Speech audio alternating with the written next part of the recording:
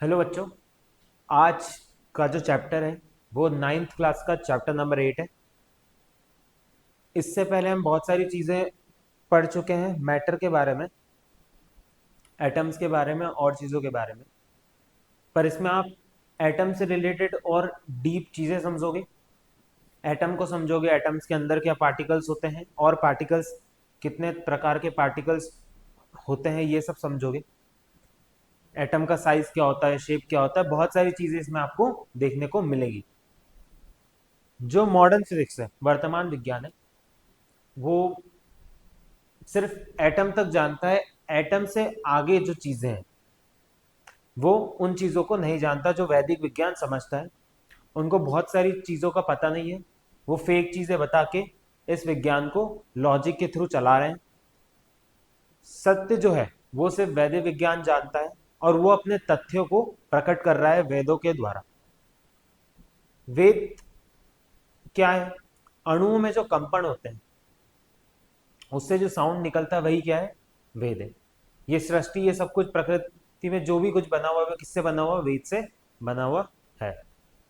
तो ये जो कंपन होते हैं उनसे जो साउंड निकलता है वही क्या है? वेद है। उसी से सारी चीजें उत्पन्न हुई है, विद्युत उत्पन्न हुआ है, मैग्नेटिज्म, जितनी भी चीजें हैं वो उसी से उत्पन्न हुई है। पर ये चीज वैदिक विज्ञान जानता है पर मॉडर्न फिजिक्स नहीं जानता है। तो उसके कुछ गलत चीजों को सही करके और भी चीजों को हम करेक्ट करके वैदिक विज्ञान के थ्रू आपको ये सत्य बताना चाहते हैं और आपके सामने ये चीजें समझाना चाहते हैं कि रियलिटी क्या है, सत्य क्या है। तो आज की क्लास यहीं पे स्टार्ट करते हैं। हम वैदिक फिजिक्स से स्टार्ट करते हैं, जो हमारा मेन टॉपिक है और जो हमें सत्य की राह में ले जाएगा।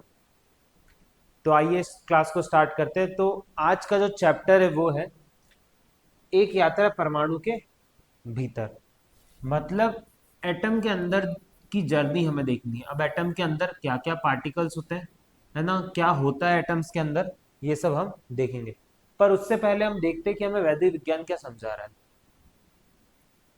भारत देश में परमाणु सिद्धांत 1 अरब 96 करोड़ 8 लाख 53 हजार 127 वर्ष पुराना, अर्थात मानव उत्पत्ति के समय ही ईश्वर चार ऋषि, ये हमने बताया था। मानव उत्पत्ति के समय ईश्वर क्या रहता है? चार ऋषि को, अग्नि, वायु, आदित्य, अंगिरा को क्या कर देता है? सारा ज्ञान, सृष्टि का ज्ञान उनको दे देता है, विज्ञान उनको दे देता है। फिर वो क्या करते हैं? गुरु शिष्य प्रथा से क्या करते हैं? इस ज्ञान को आगे विस्तार से दूसरे लोगों को पहुंचाते हैं और बताते हैं, जिससे ये शिष्य और गुरु की प्रोसेस से क्या होता है? सब में बढ़ता हुआ जाता है।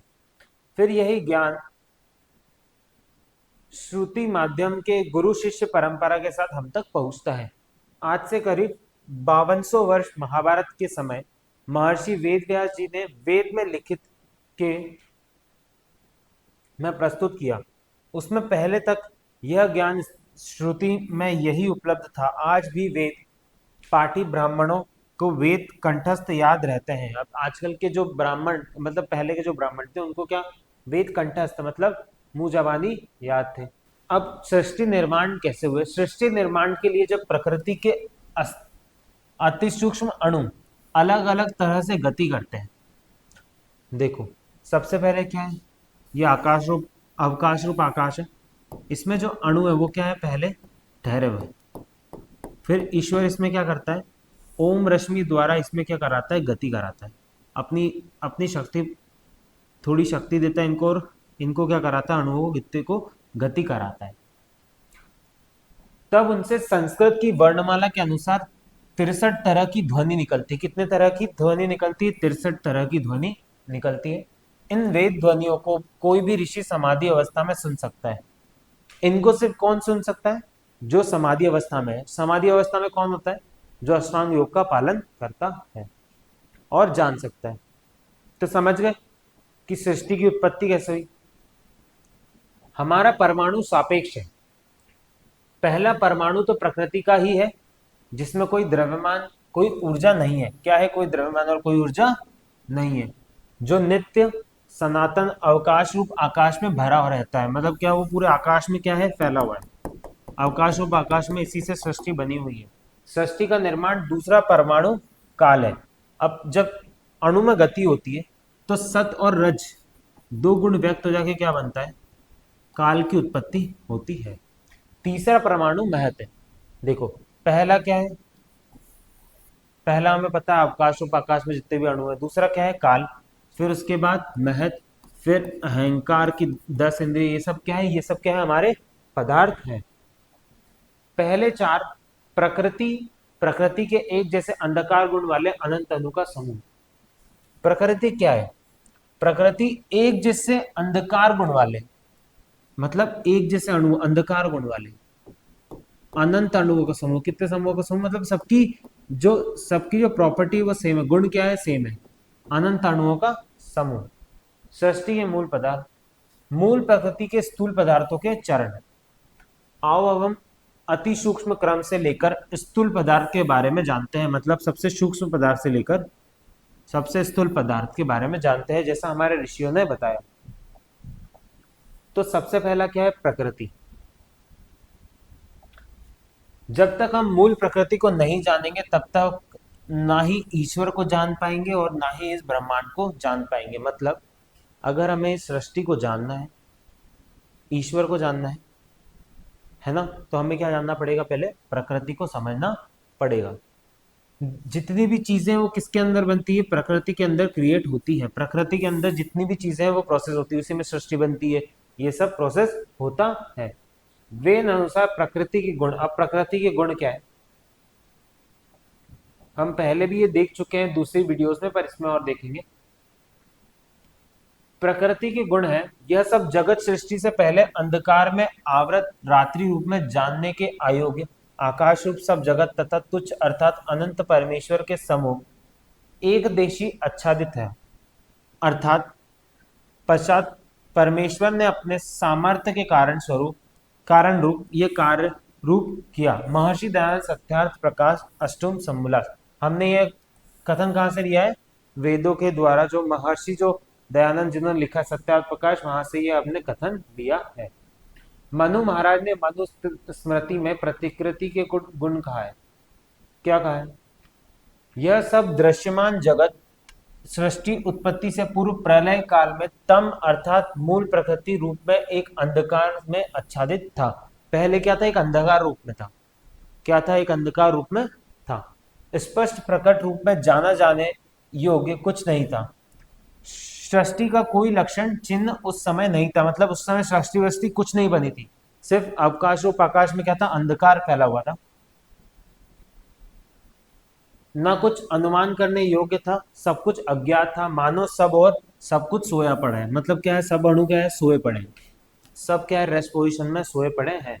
महाभारत में महादेव शिव जी ने प्रकृति के गुण बताए हैं। प्रकृति के क्या गुण बताए महादेव शिव जी ने, नित्य एकम अणु व्यापी, है ना, ये सब बताए हैं। अब हिंदी भावार्थ क्या है, नित्य एक, एक मतलब एक जैसे गुण वाले अनंत अणुओं का समूह।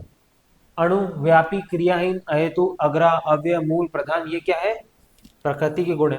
उधर महाभारत में भी महर्षि ब्रह्मा कहते हैं, महर्षि ब्रह्मा क्या कहते हैं, तम व्यक्त शिवधाम रजो यानी ये सब क्या है, प्रकृति के गुण है। सनातन विकार प्रभव अनिरुद्ध तनु नकम पचल ध्रुव सत असत सर्वगुण प्रकृति और त्रिगुण। त्रिगुण यानी सत रज और तम, तीन गुण होते हैं। विस्तार में प्रकृति के गुणों की व्याख्या। इन श्लोक के प्रकृति रूप पदार्थ में निम्न गुणों का प्रकाश होता है, जैसे कि नित्य। नित्य का संबंध, नित्य का मीनिंग क्या है, यह पदार्थ सदैव विद्यमान रहता है। हमेशा क्या रहता है, विद्यमान रहता है, अर्थात इसका कभी अभाव नहीं होता। क्या नहीं होता, इसका कभी अभाव नहीं होता, ये खत्म नहीं होता। यह अजन्मा व अविनाशी है। क्या है, अजन्मा है और अविनाशी है। क्या है, नित्य। एक, महाप्रलय काल में अर्थात ब्रह्मांड की उत्पत्ति से पूर्व यह पदार्थ संपूर्ण रूप आकाश में सर्वथा एक रस से भरा है। क्या भरा है, अवकाश रूप आकाश में एक रस्सा क्या है, भरा हुआ है हर जगह। उसमें कोई भी उतार चढ़ाव अर्थात संघनता व विरलता का भेद, फ्लक्चुएशन प्रलय अवस्था में नहीं होता। कुछ भी फ्लक्चुएशन कुछ भी नहीं होता। अणु, यह जड़ पदार्थ की सबसे सूक्ष्म अवस्था है। जो वाइब्रेट कर रहे हैं वही क्या होते हैं, अणु होते हैं।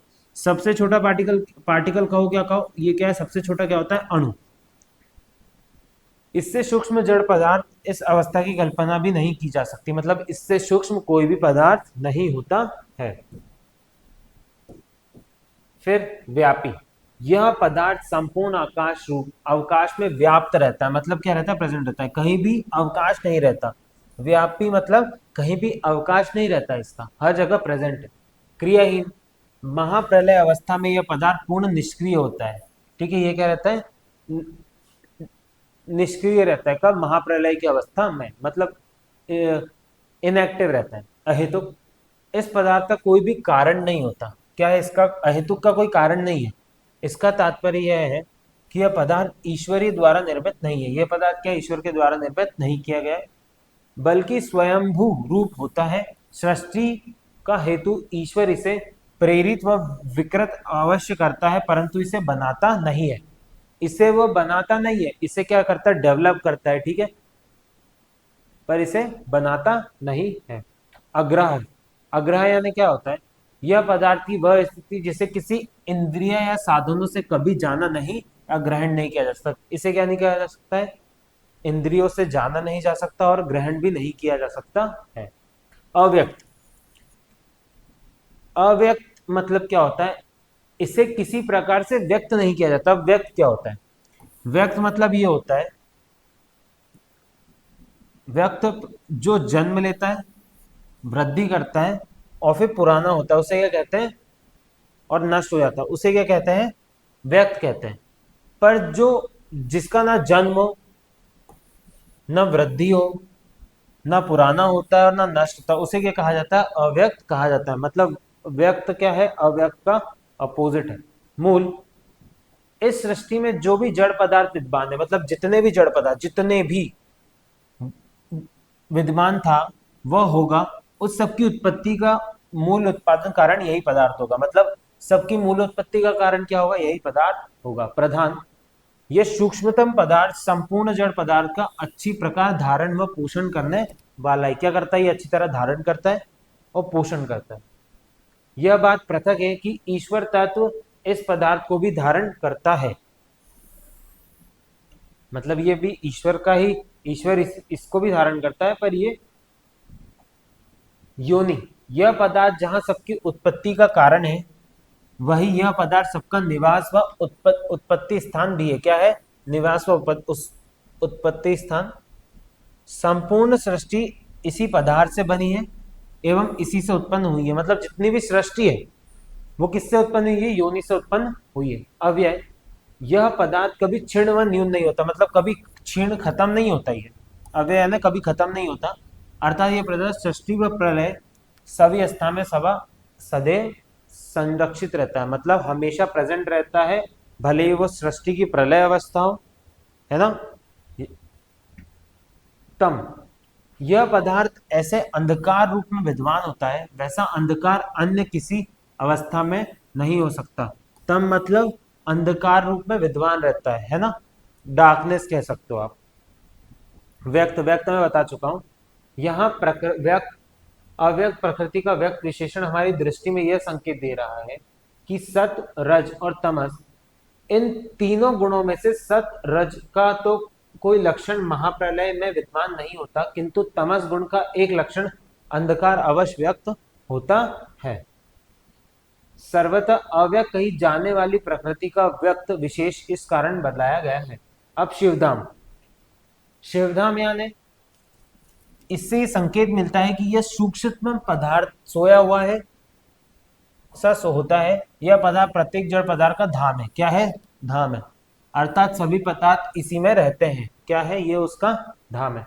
रजोयुनि, सृष्टि उत्पत्ति के प्रारंभ से लेकर प्रलय के प्रारंभ होने तक, मतलब स्टार्टिंग से लेकर एंडिंग तक, प्रत्येक रजो योनि प्रवृत्ति इस कारण रूप पदार्थ में ही उत्पन्न होती है। सारी चीजें क्या है, इसी में उत्पन्न होती है। इसके बाहर कोई भी उत्पत्ति आदि क्रियाएं कभी नहीं हो सकती, मतलब इसके बाहर कुछ भी नहीं हो सकता। सनातन, यह पदार्थ सनातन है, अर्थात इसका कभी भी अभाव नहीं होता, इसका कभी भी अभाव नहीं होता, ये खत्म नहीं होता। न ये कभी उत्पन्न हो सकता है, न खत्म हो सकता है, न उत्पन्न हो सकता है, न कभी नष्ट हो सकता है। तो सनातन यानी जो जिसका अभाव नहीं होता, न कभी उत्पन्न होता है, न कभी नष्ट हो सकता है। विकार, यह पदार्थ ही विकार को प्राप्त करके सृष्टि में नाना पदार्थों के रूप में प्रकट होता रहता है। इस पदार्थ के अतिरिक्त कोई अन्य पदार्थ अर्थात ईश्वर व जीवात्मा नामक दोनों चेतन पदार्थों में कभी विकृत विकृत नहीं आ सकती। इस कारण ये पदार्थ कभी भी पदार्थ में उपादान कारण नहीं हो सकता है। प्रलय विकार मतलब आप कह सकते हो एक फॉर्म से दूसरे फॉर्म में चेंज होना। जैसे गेहूं से क्या बनता है, आटा बनता है, तो ये क्या हुआ, इसका विकार हुआ। विकार रूप क्या है, आटा है गेहूं का। ये एक एग्जाम्पल ले सकते हैं अपन। प्रलय इस सृष्टि में जो भी पदार्थ नष्ट होने योग्य है, मतलब इस सृष्टि में जो भी पदार्थ नष्ट होने योग्य है वह नष्ट होकर अपने कारण रूप प्रकृति पदार्थ में ही लीन हो जाता है। महर्षि कपिल मुनि ने इसे ही नाश कहते हुए कहा है। नाश कारण लय है प्रभव। इसका तात्पर्य है कि इस सृष्टि में जो भी पदार्थ उत्पन्न हुआ है, मतलब जो भी क्रिएट हुआ है, होता है, वह आगे होगा, वह इसी पदार्थ से उत्पन्न होगा। जीवात्मा चेतन होते हुए भी इसके बिना भोग व मोक्ष दोनों से किसी को भी प्राप्त नहीं कर सकता। अपयय अपयय यानी क्या होता है, इस पदार्थ में ही सृष्टि के सभी पदार्थ विनाश के समय मिल जाते हैं। क्या हो जाता है, विनाश के समय किसमें मिल जाते हैं, अपयय में। इसके साथ सृष्टि काल में भी इसमें ही समाहित रहकर परस्पर मिले हुए रहते हैं। अनुद्रित इस अवस्था में स्पष्टताति किन्हीं लक्षणों में विद्यमान नहीं होती। अनन यह पदार्थ कभी भी अभाव को प्राप्त नहीं होता। अनन यानी कभी भी अभाव को नहीं प्राप्त होता। कम इस अवस्था में कोई कंपन विद्यमान नहीं होता, मतलब कोई वाइब्रेशन नहीं होता है और ना हो सकता है। अचल इस अवस्था में कोई गति नहीं होती। क्या होता है, कोई मूवमेंट ही नहीं होता है इसमें, अचल है। ध्रुव यानी यह पदार्थ पूर्ण से स्थिर है ना, मतलब रेस्ट पोजीशन में। स्थिर यानी रुका हुआ है, रेस्ट पोजीशन में है।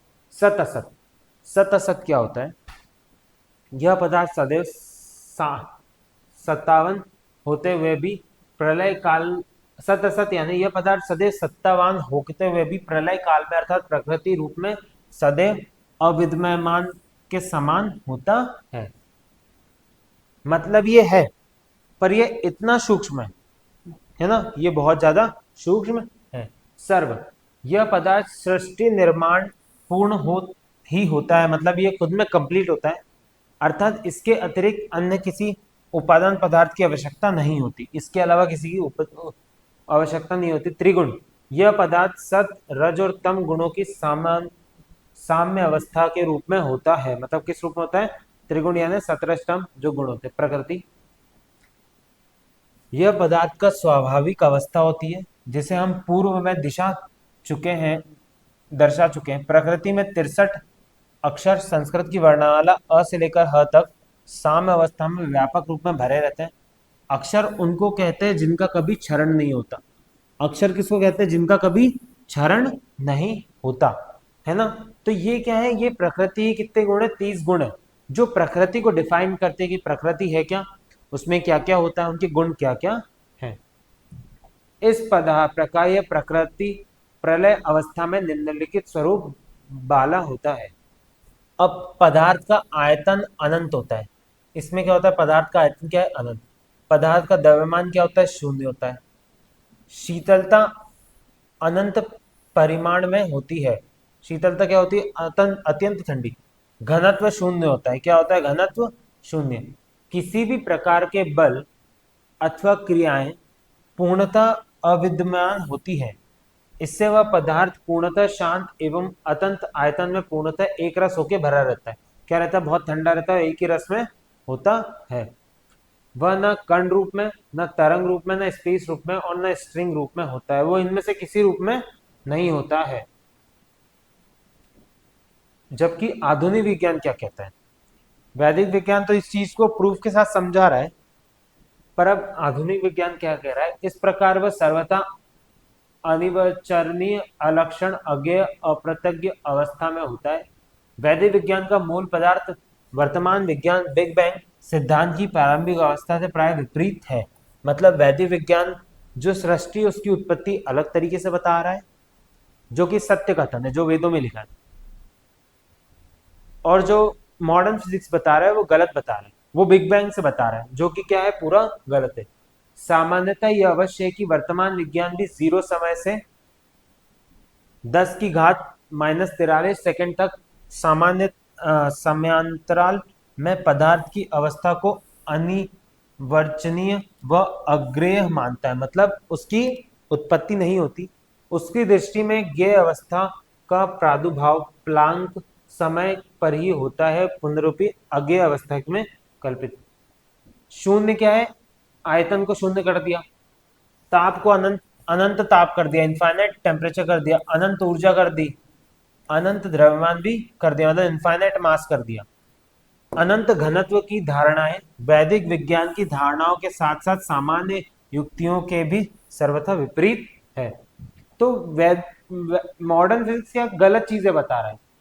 पातंजल योग दर्शन के सूत्र हैं ये वाले, महर्षि व्यास के लिखते हैं, महर्षि व्यास लिखते हैं, जितने भी महर्षि ऋषि थे उन्होंने क्या पहले ये चीजें देख चुके थे, वो समाधि में, और उन्होंने जो अणुओं में कंपन हुई थी उन्होंने उसे सुना और ये सब वेदों में लिखा और हमें आज इसे पढ़ पा रहे हैं। इन आर्ष वचनों को दृष्टिगत रखकर हम इन तीनों गुणों पर विस्तार से चर्चा करते हैं। अब हम प्रकृति के त्रिगुण जो है सत रज और तम, इन पे क्या करेंगे, हम चर्चा करते हैं। सतगुण, सत वह गुण है जिसके कारण प्रकाश एवं गति अर्थात आकर्षण व धारण बल आदि की उत्पत्ति होती है।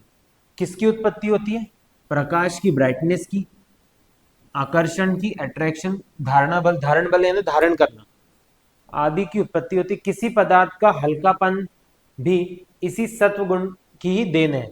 किसकी देन है, सत्व गुण की देन है। इस कारण इस सृष्टि में जहां जहां भी प्रकाश, लघुत्व, आकर्षण, धारण आदि बल विद्यमान है वहां प्रकृति का सत्व गुण की महिमा समझनी चाहिए। मतलब जहां भी ये सब है वहां क्या है, सत्गुण है। जहां प्रकाश है, लघुत्व है, आकर्षण है, धारण जिसने किया हुआ है वो क्या है, सद्गुण की महिमा है। अब रजगुण, रजगुण उसका अपोजिट है। रजगुण के कारण अप्रीति अर्थात प्रतिकर्षण, प्रेक्षक बल व गतिशीलता की उत्पत्ति होती है। ठीक है, मोशन की उत्पत्ति और गतिशील हो रहा है। और प्रतिकर्षण मतलब रिपल्शन फोर्स की उत्पत्ति होती है, अर्थात इन गुणों का मूल कारण रजोगुण ही होता है। तमोगुण के कारण, तमोगुण के कारण क्या आता है, अंधकार आता है, जड़ता आती है, गुरुता आती है, निष्क्रियता, द्रव्यमान आदि चीजों की उत्पत्ति कहाँ होती है, जब तम गुण की उत्पत्ति हो जाती है। तो द्रव्यमान भी कहाँ उत्पन्न होता है, जब तमोगुण की उत्पत्ति होती है। अब दूसरा चरण, सक्रिय काल ओम रश्मि द्वारा प्रकृति के अणुओं के तीन गुणों को, दो गुणों को सत और रज व्यक्त हो जाते हैं तो उस पदार्थ को काल कहते हैं। ठीक है, मैं बता चुका हूं जब ईश्वर दो गुण को व्यक्त कर देता है तो काल की उत्पत्ति होती है। इस प्रकार काल तत्व वह पदार्थ है जिसमें महत अहंकार से लेकर संपूर्ण ब्रह्मांड व्याप्त, आश्रित एवं उसके द्वारा ही संचालित होता है। मतलब पहले ईश्वर काल को बनाता है, फिर काल क्या करता है, इन सब चीजों को, अंधकार, मन, इंद्रिया, सबको क्या करता है, क्रिएट करता है। इसका वह संकेत वेद ने किया है। इसका क्या, वेद ने अपना संकेत भी, इस चीज के बारे में वेद ने क्या दिया है, अपना प्रूफ दिया है। वेदों ने क्या दिया है इसको, वेदों ने पहले लिख चुके हैं। वेदों में इस सृष्टि में सूक्ष्मतम से लेकर स्थूलतम पदार्थ तक सभी पदार्थ काल से ही उत्पन्न एवं काल में ही प्रेरित है। मतलब सब क्या है, काल में उत्पन्न हुआ है और काल में ही प्रेरित है। यह काल परमेश्वर का पुत्र है। काल क्या है, परमेश्वर का पुत्र है। इससे ओम रश्मि का काल में से संबंध भी स्पष्ट हो रहा है। महर्षि कणाद ने काणने काल एवं के द्वारा संकेत किया कि कारण रूप प्रकृति व ओम रश्मि के द्वारा ही काल प्रकट होता है। किसके द्वारा प्रकट होता है, ओम रश्मि के द्वारा, तथा यह कारण रूप प्रकृति व ईश्वर में ही स्थिर रहता है। तीसरा चरण क्या है, महत। काल द्वारा जब प्रकृति के अणु को तीसरा गुण, देखो दो गुण व्यक्त हुए तो काल बना, जब तीसरा गुण व्यक्त हो जाता है तो किसकी उत्पत्ति होती है, महत की उत्पत्ति होती है। चौथा चरण क्या है, अहंकार। जब प्रकृति के तीनों गुण चरम पे पहुंच जाते हैं, एकदम चरम पे, तब सत क्या बन जाता है? वैकारिक बन जाता है। रज बन जाता है तेजस, और तम बन जाता है भूतादि बन जाता है। उसको वैकारिक अहंकार, तेजस अहंकार और भूतादि अहंकार कहते हैं। ये कब होता है? जब सत रज और तम क्या होते हैं? एकदम अपने चरम पे पहुंच जाते हैं। इसी से क्या होता है? सभी 10 इंद्रियां एवं मन, वैकारिक अहंकार, तेजस अहंकार की प्रधानता से 10 इंद्रिया का निर्माण होता है। देखो, सब फिर क्या हुआ? महत बना, महत से 10 इंद्रिया बनेगी और क्या बनेगा? मन बनेगा। अब क्या होता है? वैकारिक अहंकार और तेजस अहंकार से क्या बनता है? प्रधानता से 10 इंद्रिया बनती, पहले दो से। और मन जिससे बनती क्या है? भूतादि अहंकार की प्रधानता से निर्माण हेतु मन का निर्माण होता है। मतलब भूतादि अहंकार से क्या होगा? मन का निर्माण होता है। फिर विहारती रश्मि में भू भू स्वः महा जना तप सत्यम की उत्पत्ति होती है। फिर प्राथमिक प्राण रश्मियों की उत्पत्ति होती है। इसको डिटेल में हमने हमारे यूट्यूब चैनल की वीडियोस में बताया है, उसमें आप देखेंगे तो हमारे सर ने पहले इन चीजों को अच्छे से एक्सप्लेन किया हुआ है, स्टेप बाय स्टेप। फिर मास रश्मियों की उत्पत्ति होती है, फिर ऋतु रश्मियों की उत्पत्ति होती है। फिर 10वें चरण में आकाश महाभूत की उत्पत्ति होती है। इसको वर्तमान विज्ञान स्पेस के नाम से जानता है, परंतु इस पदार्थ के बारे में उसे कोई भान नहीं है। वो जानता तो है पर उसे इसके बारे में कुछ पता नहीं है। 11वां चरण क्या है? बड़ी छंद रश्मियों की उत्पत्ति होती है। इस पदार्थ में वर्तमान विज्ञान को कोई भान नहीं, इसके बारे में भी वर्तमान विज्ञान नहीं जानता है। 12वां चरण है वायु, वायु तत्व की उत्पत्ति होती, इसका वर्तमान विज्ञान वैक्यूम ऊर्जा के नाम से जानता है, परंतु इस पदार्थ के बारे में भी उसको कोई भान नहीं है। वायु तत्व हवा नहीं है। अब ये जो वायु है ये हवा नहीं है। हवा तो अनेक जल एवं पृथ्वी तत्व अर्थात वर्तमान विज्ञान अनुसार एटम आयन और मॉलिक्यूल का मिश्रण है। ठीक है, हमें पता है हवा में क्या होता है? Atom ion molecule. ये वो वायु नहीं है। वायु तो ये क्या है? तत्व है। फिर अग्नि तत्व की उत्पत्ति होती है। वर्तमान विज्ञान elementary particles electron proton neutron quark नाम से जानता है। अग्नि तत्व आग नहीं है। आग तो अनेक गैसों का मिश्रण है। ये अग्नि जो तत्व है ये आग नहीं है। 14वां चरण क्या है? जल। जल यानी पानी नहीं है। जल तत्व की उत्पत्ति होती है, इसको वर्तमान विज्ञान एटम आयन के नाम से जानता है। पानी तो पृथ्वी का मिश्रण है। इसके बाद पृथ्वी तत्व की उत्पत्ति होती है, वर्तमान विज्ञान इसको मॉलिक्यूल से नाम से जानता है। मतलब जब एटम की उत्पत्ति होती है तो क्या होता है? जल का तत्व आता है। जब इलेक्ट्रॉन प्रोटॉन की उत्पत्ति होती है तो अग्नि तत्व है ना? और उसके पहले ये 16वां चरण क्या है? उपग्रह बनते हैं। ग्रह पृथ्वी चंद्रमा की उत्पत्ति होती है। 17वां चरण सूर्य। 18वां चरण समस्त प्राणी जगत के शरीर आदि कब बनते हैं? 17वें चरण में, सॉरी 18वें चरण में बनते हैं। पदार्थ क्रम संख्या 1 प्रकृति से लेकर 12 तक केवल ऋषि योगी आत्मा द्वारा देख देख सकते हैं। देखो, एटम इलेक्ट्रॉन तक आप देख सकते हो, है ना, मशीन से इन सबसे, पर उससे आगे वर्तमान विज्ञान को कुछ नहीं पता। उससे आगे के जो पदार्थ है, उससे आगे के जो चीजें हैं वो कौन देख सकता है? सिर्फ जो समाधि में हैं, ऐसे लोग जो अष्टांग योग का पालन करते हैं, जो समाधि में योगी बैठे हुए, वही क्या कर सकते हैं? इनको देख सकते हैं। प्रमाण क्रमांक 1 से 18 तक के प्रमाण ऐत्रेय ब्राह्मण ग्रंथ महर्षि ऐत्रेय महिदास जी के हैं। किसके हैं? महिदास जी के हैं। ऋषि बनने के लिए अष्टांग योग के नियमों का पालन करना पड़ता है। देखो, वैदिक विज्ञान अनुसार नील बोर ने जो परमाणु मॉडल कक्षा के लिए दिया है वह अपूर्ण है। वो क्या है? इनकम्प्लीट है। नाभिकी के चारों तरफ इलेक्ट्रॉन ईश्वर के बल के कारण घूम रहा है। जो इलेक्ट्रॉन है ना, जैसे कि ये न्यूक्लियस है, न्यूक्लियस के आसपास कौन घूमता है? इलेक्ट्रॉन घूमते हैं।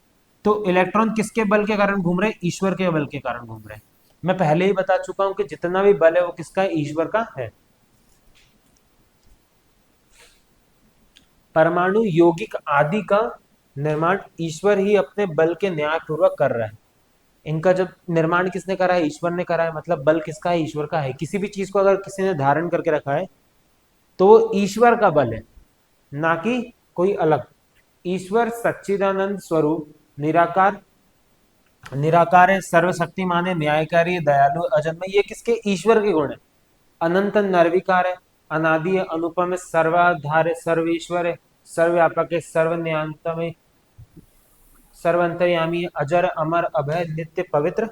देखो, जैसे कि हमें पता है इतनी एनर्जी फैली हुई है इस पूरे प्रकृति में, इस पूरी सृष्टि में, सूर्य के अंदर इतनी एनर्जी है, पूरे प्लैनेट्स के अंदर। तो सोचो जिसने वो क्रिएट किया है उसके पास कितनी एनर्जी होगी, वो कितना शक्तिशाली होगा, है ना, वो कितना सर्वव्यापक होगा। आज से लगभग वर्ष पहले महाभारत में लगभग सभी विद्वान मारे गए थे, जिसके कारण वेद विद्या लुप्त हो गई। अब सारे विद्वान मारे गए तो क्या हो गए, वेद विद्या लुप्त हो गई जब महाभारत का महासंग्राम हुआ था, जिसको वर्तमान विज्ञान समय में महर्षि दयानंद के शिष्य आचार्य अग्निवत जी ने वेद एवं अन्य ऋषियों के ग्रंथ से प्रस्तुत किया है। तो अब के समय में क्या किया, फिर आचार्य अग्निवत ने क्या किया, वेदों को पढ़ के उनको समझ के ऋषियों के ग्रंथ को क्या किया, हमारे सामने लाया और हमें ये सच्चाई और विज्ञान के बारे में हमें पढ़ाया, हमें समझा रहे हैं कि सत्य विज्ञान क्या है और जो मॉडर्न फिजिक्स जो हमें फेक विज्ञान पढ़ा रहा है वो क्या है, अलग है। तो आइए शुरुआत करते हैं चैप्टर नंबर 8 की, जिसका नाम है एक आता है परमाणु के भीतर। परमाणु यानी क्या होता है, एटम होता है, ठीक है। परमाणु यानी क्या है, एटम है। तो अब हम एटम के बारे में सीखेंगे और देखेंगे कि अब देखो जितनी भी चीजें इस धरती पे बनी हुई है सब किससे बनी हुई है, परमाणु से मिलके बनी हुई है। मतलब जितनी भी चीजें वो किससे मिलके बनी हुई है, एटम से मिलके बनी हुई है। कैसे, एक सिंगल, देखो एक जो सिंगल होता है ना, वो क्या होता है, एक एटम होता है। अगर दो एटम मिलते हैं तो वो क्या बनते हैं, मॉलिक्यूल बनते हैं। और दो से ज्यादा, दो या दो से ज्यादा अधिक एटम मिलते हैं तो मॉलिक्यूल बनते हैं। और जब मॉलिक्यूल मिलते हैं तो क्या बनता है, मैटर बनता है। हम उसके बारे में सीख चुके हैं, मैटर 3 प्रकार का होता है, सॉलिड, लिक्विड और गैस। तो ये सब कहानी है। जितनी भी चीजें बनी हुई है वो किससे बनी हुई है, परमाणु से यानी एटम से। मानव का शरीर हो, मानव के अंग हो, उत्तरक हो, कोशिकाएं हो, प्रोटीन हो, सिलिकेट हो, ईट, कुछ भी, सब कुछ क्या बना है, एटम से बना हुआ है। जैसे एटम कौन कौन से होते हैं, बहुत सारे होते हैं, पर हाइड्रोजन, ऑक्सीजन, सब ये सब क्या होता है, एटम। तो जितनी भी चीजें बनी हुई है वो सब किससे बनी हुई है, एटम से बनी हुई है। अब इसके बारे में हम और देखेंगे, परंतु एटम तो क्या है मॉडर्न फिजिक्स के हिसाब से, पर रियलिटी में कौन सबसे सबसे छोटा है, अणु। मॉडर्न फिजिक्स बोलता है कि सबसे छोटा क्या है, एटम है, पर एटम से छोटा भी क्या होता है, एक अणु। अणु वो पार्टिकल है जो अवकाश रूप आकाश में क्या करता है, वाइब्रेट करता है, जिसमें कंपन होके क्या बनती है, सृष्टि बनी हुई है, वो की भी क्या है, एक मैटर है या फिर एक अणु है, अणु कहा जाता है। आप अपने परिवेश में जो कुछ देखते हैं अथवा अवलोकन करते हैं अथवा अथ्य अनुभव करते हैं, वे सभी द्रव्य है, या द्रव्य यानी मैटर है। आप अध्ययन कर चुके हैं कि द्रव जिन सूक्ष्म कणों से बना होता है वह परमाणु कहलाते हैं। मतलब मैटर किससे बना है, एटम से बना है। उपयुक्त चित्र में जिस सूक्ष्म कणों से देखिए, आपने क्या अवलोकन किया, क्या आपने ध्यान दिया कि हमारे जैसे सजीव प्राणी और घर जैसे निर्जीव वस्तुएं दोनों ही परमाणुओं से निर्मित है। मतलब जितनी भी चीजें बनी हुई किससे बनी हुई है, एटम से बनी हुई है। ये परमाणु इतने सूक्ष्म होते हैं कि इन्हें नग्न आंखों से देखा नहीं जा सकता। इन्हें क्या नहीं देखा जा सकता, नग्न आंखों से नहीं देखा जा सकता है। क्या होते हैं, बहुत छोटे होते हैं। आप आश्चर्यचकित होंगे कि क्या परमाणु ही वास्तव में द्रव्य के सबसे छोटी इकाई होती है अथवा इससे भी सूक्ष्म इकाई में विभाजित किया जा सकता है। अब एटम को भी क्या किया जा सकता है, विभाजित किया जा सकता है। वैज्ञानिक भी निरंतर यह जानने का प्रयास करते हैं कि ये क्या परमाणु विभाज्य है। यदि ऐसा है तो परमाणु के घटक कौन कौन से हैं और वे किस प्रकार व्यवस्थित होते हैं। आइए जांच कीजिए कि परमाणु की अवधारणा कैसे उत्पन्न हुई और ये समय के साथ कैसे विकसित हुई। परमाणु सिद्धांत की उत्पत्ति को पुनः अन्वेषण। अब परमाणु सिद्धांत के बारे में पढ़ते हैं। हम 2000 वर्ष पूर्व के प्राचीन भारत एवं प्राचीन ग्रीस के बौद्धिक परिदृश्य की यात्रा प्रारंभ करते हैं। इन दोनों दूरस्थ परंतु आश्चर्यजनक रूप में समांतर सभ्यताओं में महान विचारिक, जैसे भारत में आचार्य कणाद और ग्रीस में लियूसिपस और डेमोक्रिट्स, उस मूल प्रश्न को निरंतर विचार कर रहे हैं कई शताब्दियों मानव खोज को प्रेरित कर रहा है कि अंततः समस्त वस्तुएं किससे निर्मित हुई है, मतलब जितनी भी चीजें हैं वो किससे बनी हुई है। आचार्य कणाद ने यह सुझाव दिया कि यदि पदार्थ द्रव को निरंतर विभाजित किया जाए तो ऐसी स्थिति में आ जाएगा, इतने सूक्ष्म कण प्राप्त होंगे कि उन्हें और अधिक विभाजित नहीं किया जा सकता। मतलब एक मैटर को आप तोड़ते जाओगे तो एक इतना सूक्ष्म पार्टिकल आपको मिलेगा जो कि क्या है, आप नग्न आंखों से नहीं देख सकते। इनको क्या कहते हैं, परमाणु कहते हैं, यानी एटम। इसके विचार संस्कृत ग्रंथ वैश्विक सूत्र के उल्लेखीय है।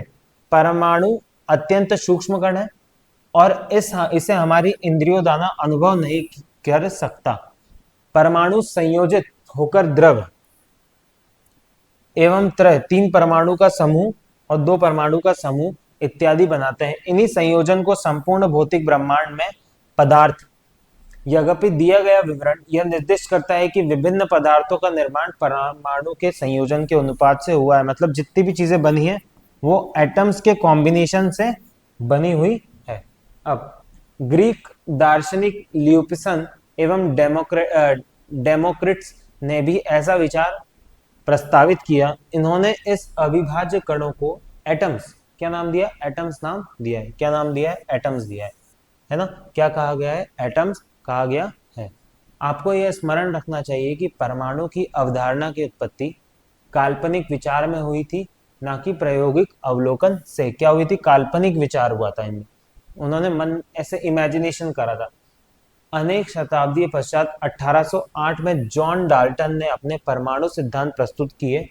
यह उस समय के वैज्ञानिक प्रयोग पर आधारित था। क्या था, वैज्ञानिक प्रयोग पर आधारित था। किसने, जॉन डाल्टन ने पहली बार इसका मूल रूप प्रस्तुत किया कि एटम्स क्या होते हैं। इन्होंने प्रस्तावित किया कि सभी द्रव्य अभिवाज्य सूक्ष्म कणों में बने हैं जिन्हें परमाणु कहा जाता है। अर्थात परमाणु द्रव्य के निर्माण मूल खंड है। मतलब मैटर जिससे बना रहता है वो क्या होते हैं, एटम्स होते हैं, जिन्हें और सूक्ष्म कणों में विभाजित नहीं किया जा सकता। डाल्टन पर परमाणु सिद्धांत यह ज्ञात करने का प्रथम वैज्ञानिक विवरण है कि द्रव्य किस प्रकार बना है। यह परमाणु संरचना की आधुनिक समझ और आरंभिक बिंदु बनाओ। आपको यह जानने की उत्सुकता होगी कि डाल्टन पर विचार परमाणु की संरचना के मॉडल के रूप में किस प्रकार विकसित, आपको यह जानने की उत्सुकता होगी कि डाल्टन का विचार परमाणु की संरचना मॉडल के रूप में किस प्रकार विकसित हुआ। एक आगे की कहानी देखते हैं हम। डाल्टन के सिद्धांत के आधार पर वैज्ञानिक निम्नलिखित प्रश्नों के उत्तर जानने को उत्सुक थे। अब डाल्टन ने जो आधार पर जो डाल्टन ने चीजें प्रस्तुत की उसमें परमाणु किससे निर्मित होता है, मतलब परमाणु बना किससे होता है। यदि हम परमाणुओं को देख सकते हैं तो वे कैसे दिखाई देते हैं। एक तत्व के परमाणु किस अन्य तत्व के परमाणुओं के किस प्रकार भिन्न होते हैं। मतलब एक एटम दूसरे एटम से किस तरह अलग अलग होता है। अब हमें ये सारे क्वेश्चंस अराइज हुए किसकी, डाल्टन को सिद्धांतों को देख के। अब परमाणु मॉडल की एक संक्षिप्त ऐतिहासिक यात्रा हम देखते हैं कि सबने क्या, बहुत सारे लोगों ने परमाणु को लेके अलग अलग कथन दिए, अलग अलग लॉजिक दिए। उसमें से अब क्या कथन आए हैं वो चीज देखते हैं। एक शताब्दी से भी पूर्व वैज्ञानिक परमाणु संरचना के सरल मॉडल को प्रस्तावित करते रहे एवं यह कल्पना करने का प्रयास करते रहे कि परमाणु कैसा दिखाई देते हैं, मतलब परमाणु दिखते कैसे हैं। जैसे जैसे नए प्रयोग किए गए और नए प्रमाण प्रश्न में आए, इस मॉडल में निरंतर परिवर्तन एवं सुधार किया गया। क्या किया गया, इसको डेवलप किया गया धीरे धीरे चीजों को समझ के और क्रॉस क्वेश्चन करके। यद्यपि अब हम यह जानते हैं कि प्रारंभिक मॉडल पूर्णतः सही नहीं थे, मतलब पहले वाले मॉडल सही नहीं थे, परंतु वर्तमान में भी इनका महत्व है क्योंकि ये मॉडल दर्शाते हैं कि जिज्ञासा, प्रश्नों एवं प्रयोगों के द्वारा एक एक कदम बढ़ाते हुए वैज्ञानिक किस प्रकार प्रगति की है। अब देखो वैज्ञानिक का काम क्या है, क्वेश्चन करना, जिज्ञासा करना, तभी आप साइंस को समझ सकते हो, तभी आप ये सृष्टि विज्ञान को समझ सकते हो। तो क्या आना चाहिए दिमाग में, क्वेश्चन आना चाहिए, जिज्ञासा आना चाहिए। वैसे ही जब भी किसी ने मॉडल प्रपोज किया तो वैज्ञानिकों ने उनसे एक क्रॉस क्वेश्चन हमेशा किया कि ऐसा क्यों हो रहा है, ऐसा ही क्यों होगा, परमाणु किस तरह दिखाई देते हैं, अगर वो दिखाई देते हैं तो एक दूसरे से कैसे मिलते हैं, और अगर मिलते हैं तो फिर वो इतनी बड़ी चीजें कैसे बनते हैं। अगर वो सारी चीजें एटम से बनी हुई है तो वो एक दूसरे से कंबाइन कैसे हुए, उन्हें पकड़ के कौन रखता है? पहली बात, एटम्स को और इन सबको पकड़ के रखता है ईश्वरीय, ईश्वरीय की जो शक्ति होती है, ईश्वर शक्ति जो होती है, ईश्वर इनमें बल दे के इनको पकड़ के रखा है। ठीक है, इसमें किसका बल है? ईश्वर का बल है, ये आपको समझना पड़ेगा। 19वीं शताब्दी के अंत तक परमाणु के पदार्थ की सबसे छोटी अविभाज्य इकाई माना जाता था। यद्यपि वैज्ञानिकों ने खोजो कुछ अदृश्य ऊर्जा एवं कण उत्सर्जित किए। क्या किए? अदृश्य ऊर्जा एवं कण, जिसे विकिरण कहा जाता है। अब उन्होंने क्या किया? एक इनविजिबल एनर्जी उन्होंने देखी एंड पार्टिकल्स भी देखे, जिसको क्या कहा जाता है? विकिरण यानी रेडिएशन कहा जाता है। अब ये इनको पता लगा कि एटम्स में से क्या निकल रहे? रेडिएशंस निकल रहे हैं। अब ये रेडिएशंस क्या है, उन्होंने इन पे ये क्वेश्चन आया। अब परमाणुओं को कोई रंग नहीं होता, रेखा चित्रों में प्रदर्शित रंग मात्र चित्रण के उद्देश्य है। अब देखो, परमाणु जो है उसका क्या है? कोई रंग नहीं है, सिर्फ वो क्या है? चित्र के से उन्हें दर्शाया गया कि वो इस तरह दिखते हैं। अब देखते हैं इस परिघटना को रेडियो धर्मित कहा गया है। मतलब कि जो रेडिएशन छोड़ती है उसको क्या कहा गया है? रेडियो एक्टिव कहा गया है, रेडियो एक्टिव। यह ज्ञात हुआ कि परमाणु निश्चित ही और भी सूक्ष्म कणों से मिलकर बने होते हैं। मतलब परमाणु भी क्या है? और सूक्ष्म कणों से मिलकर बने। तथा यह प्रमाणित हुआ कि वे अविभाज्य नहीं, जैसा कि हमें पहले समझा जाता था। अब पता लगा उन्हें कि क्या वो डिवाइड नहीं है, मतलब कि हुआ कि वे अविभाज्य नहीं है, जैसे कि हमें पहले समझाया जाता था। मतलब वो इनविजिबल नहीं है।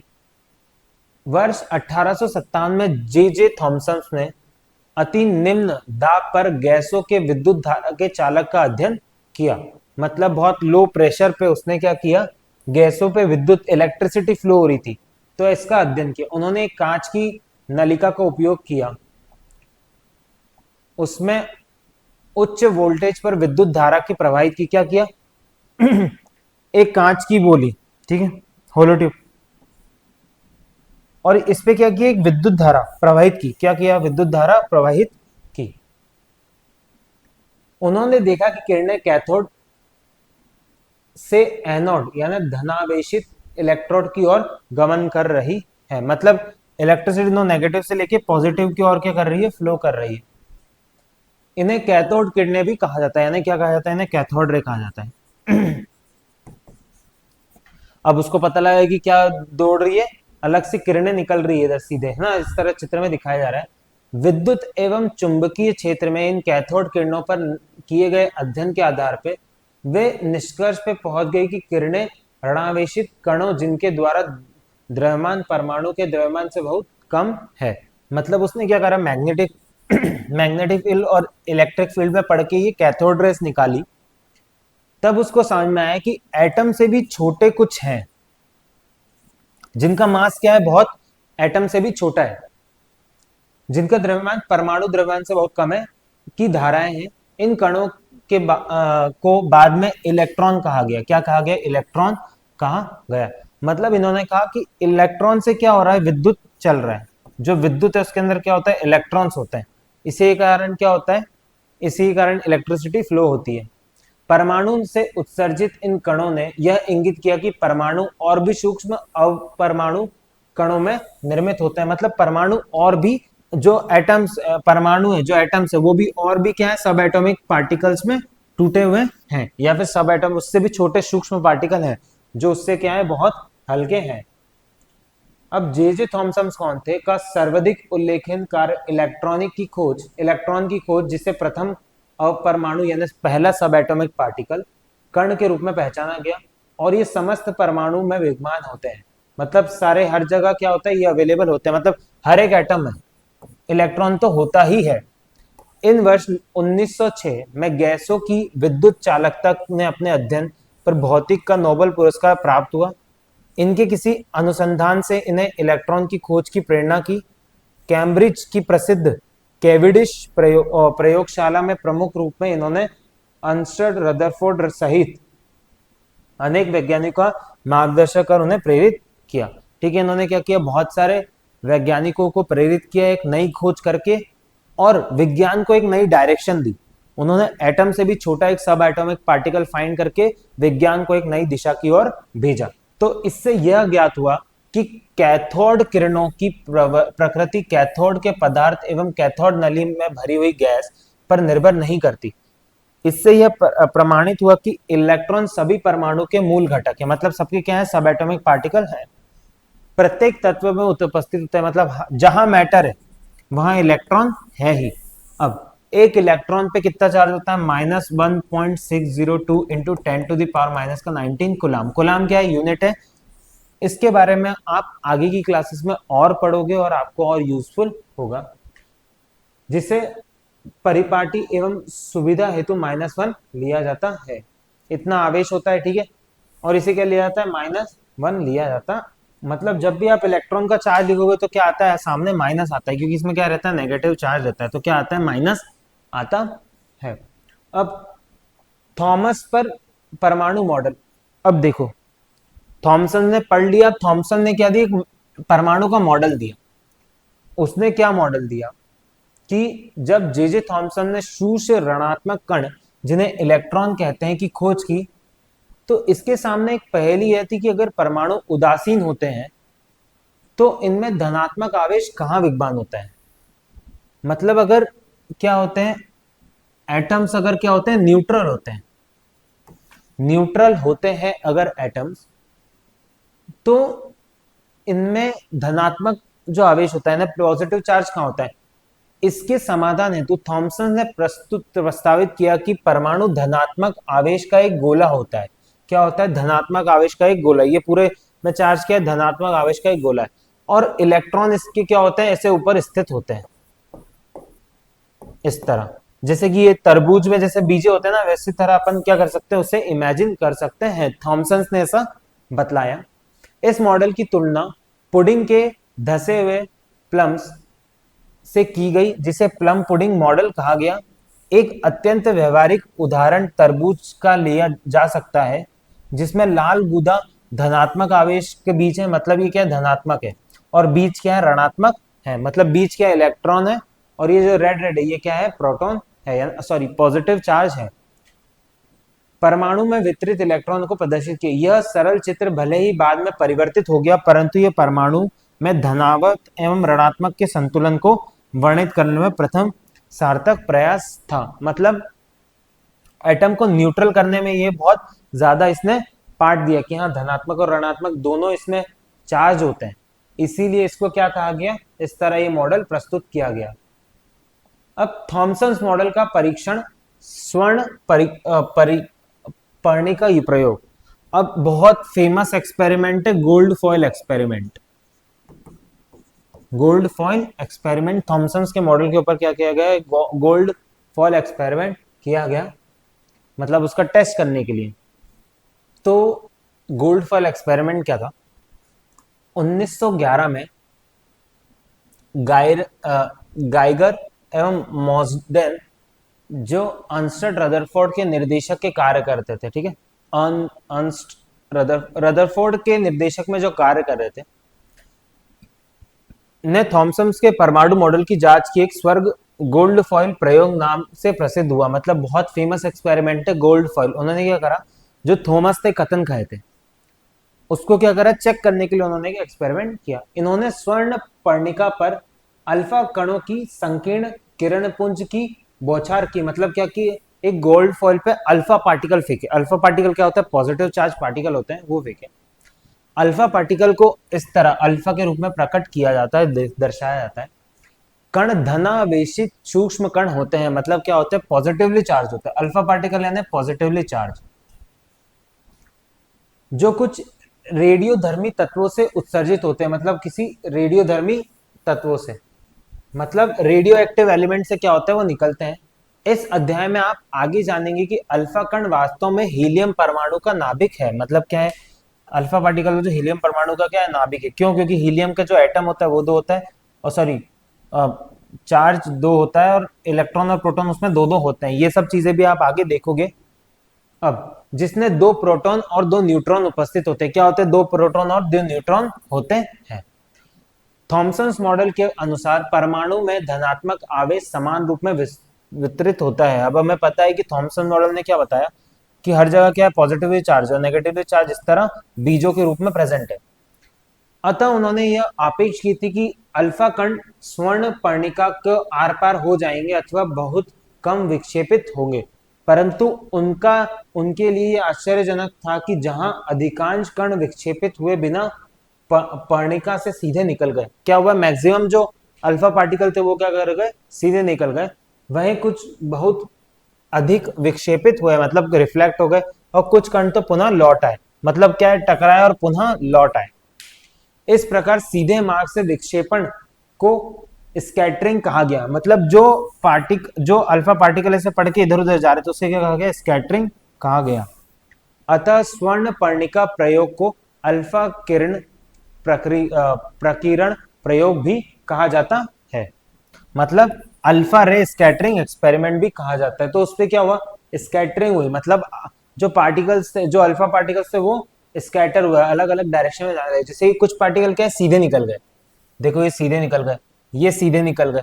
कुछ क्या हो गए, डेविएट हो गए, और कुछ इतने तेज डेविएट हुए कि खुद की पोजीशन से, जैसे कि कोई टकरा गया ना तो वापस अपनी ऐसे ऐसे वापस अपनी जगह पे वापस आ गए, मतलब सेम डायरेक्शन में आए। तो ऐसे उन्होंने तीन चीजें नोटिस करी। अब इससे क्या उन्होंने अपने चीजें निकाली। थॉमसन का मॉडल स्वर्ण पर्णिका के प्रयोग के परिमाणों की व्याख्या करने का विफल रहा। मतलब क्या हुआ, रदरफोर्ड को थॉमसन जो मॉडल था उसको क्या किया, उसने गलत साबित कर दिया। कुछ अल्फा कण का बड़े कोणों में विक्षेपित तथा अधिकांश कणों का पार्णिक में विक्षेपित हुए बिना गमन करना। इससे क्या हुआ, उनके बीच में जिज्ञासा मन में जागी कि ऐसा क्यों हुआ। ठीक है, मतलब बहुत बहुत सारे अल्फा पार्टिकल तो पार जा रहे थे और कुछ कुछ क्या हो रहे हैं, स्कैटर हो जा रहे हैं, है ना। तो ऐसा क्यों हो रहा था, इनके दिमाग में एक क्वेश्चन आया। तब रदरफोर्ड ने क्या दिया, एक मॉडल दिया। अब रदरफोर्ड ने क्या मॉडल दिया, स्वर्ण पर्णिका प्रयोग से रदरफोर्ड ने यह निष्कर्ष निकाला कि परमाणु का धनावेश पूरे क्षेत्र में वितरित नहीं होता, अपितु एक अति सूक्ष्म क्षेत्र में केंद्रित होता है। मतलब क्या होता है, सूक्ष्म क्षेत्र में क्या है, केंद्रित है। कौन सा, पॉजिटिव चार्ज, जिसे नाभिक कहा जाता है। यानी क्या दिया गया, इसको नाम क्या दिया गया, न्यूक्लियस दिया गया। अब इसको आप आगे बहुत पढ़ोगे। उन्हें प्रस्तावित किया कि परमाणु का अधिकांश भाग रिक्त है क्योंकि अधिकतम अल्फा कण बिना विक्षेपित हुए पर्णिका के पार निकल गए। मतलब मैक्सिमम जगह क्या है, रिक्त स्थान है। मान लो अगर ये एटम है तो इसमें मैक्सिमम स्थान क्या है, रिक्त है बहुत सारा। नाभिका संघन है जिसमें संपूर्ण धनावेश और परमाणु का अधिकांश द्रव्यमान विद्यमान है। अब इसमें क्या है, पॉजिटिव चार्ज है, और जितना भी एटम का मैक्सिमम मास है, जितना भी मास है वो कहां प्रेजेंट है, एकदम सेंटर में प्रेजेंट है। ठीक है। तीसरा, इलेक्ट्रॉन नाभिका के चारों ओर घूमता है जैसे सूर्य ग्रह की भ्रमिका करते हैं, इसीलिए इस मॉडल को परमाणु का ग्रही मॉडल कहा जाता है। मतलब जो परमाणु है, मतलब इलेक्ट्रॉन जो है वो क्या करते हैं, इसके आसपास रिवॉल्व करते रहते हैं। तो इसलिए इसको क्या गया, इसीलिए इसको क्या गया, प्लेनेटरी मॉडल ऑफ एटम, क्योंकि प्लैनेट की तरह सूर्य के आसपास जैसे प्लैनेट घूमते हैं वैसे ही प्लैनेटरी मोशन करते हुए दिखाई देते हैं। तो इनको क्या गया, परमाणु का ग्रही मॉडल कहा गया। ये किसकी सोच थी, रदरफोर्ड ने जो एक्सपेरिमेंट कराया उसमें क्या था, उसका ये अवलोकन थे, उसकी ये थ्योरी थी। रदरफोर्ड ने पाया कि नाभिका अति सूक्ष्म परमाणु से लगभग 10.5 गुना छोटी होती है। इन्होंने परिकलन किया कि परमाणु का व्यास लगभग 10.10 मीटर है। मतलब एटम कितने मीटर है, इतना, और नाभिक व्यास लगभग 10.15 मीटर है। मतलब वो इतनी छोटी है, और एटम कितना है, 10.10 टू द पावर -10। आप कल्पना कर सकते हैं कि यदि परमाणु एक क्रिकेट मैदान 100 मीटर जितना बड़ा है तो नाभिक उस केंद्र की काली मिर्च के छोटे बराबर है। मतलब आप 100 मीटर जो ग्राउंड होता है उसके अंदर क्या कर दो, एक काली मिर्च फेंक दो, तो उतना क्या कहा गया, इसको कहा गया। मतलब न्यूक्लियस इतना छोटा है और एटम इतना बड़ा है, ऐसा आप इमेजिन कर सकते हो। स्वर्ण पर्णिका प्रयोग के परिमाण को व्याख्या रदरफोर्ड का परमाणु मॉडल और थॉमसन के परमाणु मॉडल के अधिक श्रेष्ठ था, परंतु इस मॉडल की भी एक सीमा थी। यह परमाणु के स्थायित्व को नहीं समझा पाया। मतलब इसने बहुत सारी चीजें समझा दी पर इसने क्या समझा नहीं पाया, स्टेबिलिटी ऑफ एटम समझा नहीं पाया। क्या नहीं समझा पाया, स्टेबिलिटी ऑफ एटम नहीं समझा पाया। अब क्या हुआ, रदरफोर्ड का जो मॉडल आया तब ये स्टेबिलिटी तो समझा नहीं पाया, कुछ कुछ चीजें इसने समझा दी पर स्टेबिलिटी नहीं समझा पाया, तो फिर और एक्सपेरिमेंट किए गए। अब रदरफोर्ड मॉडल की सीमाएं, अब रदरफोर्ड मॉडल की कंडी मतलब कुछ सीमाएं क्या थी, मतलब लिमिटेशंस क्या थी उसकी, और कौन कौन सी चीज वो नहीं समझा पाया। यद्यपि केंद्रीय नाभिका का विचार एक बड़ा अग्रचरण था, मतलब अब उसने सोचा कि ये जो बहुत बड़ी बात थी कि उन्होंने क्या फाइंड कर दिया, न्यूक्लियस की उजागर कर दिया, ठीक है, और बताया कि धनात्मक जो होता है वो इधर होता है, प्रेजेंट है। परंतु रदरफोर्ड मॉडल परमाणु की स्थायी की व्याख्या नहीं कर पाया, मतलब स्टेबिलिटी की। जैसा कि आपने अध्याय 4 अपने परिवेश में गति का वर्णन में सीखा कि कोई कण जब वृत्ताकार मार्ग में गति करता है तो उसकी दिशा निरंतर परिवर्तित होती रहती है, उसकी दिशा क्या होती रहती है, चेंज होती रहती है।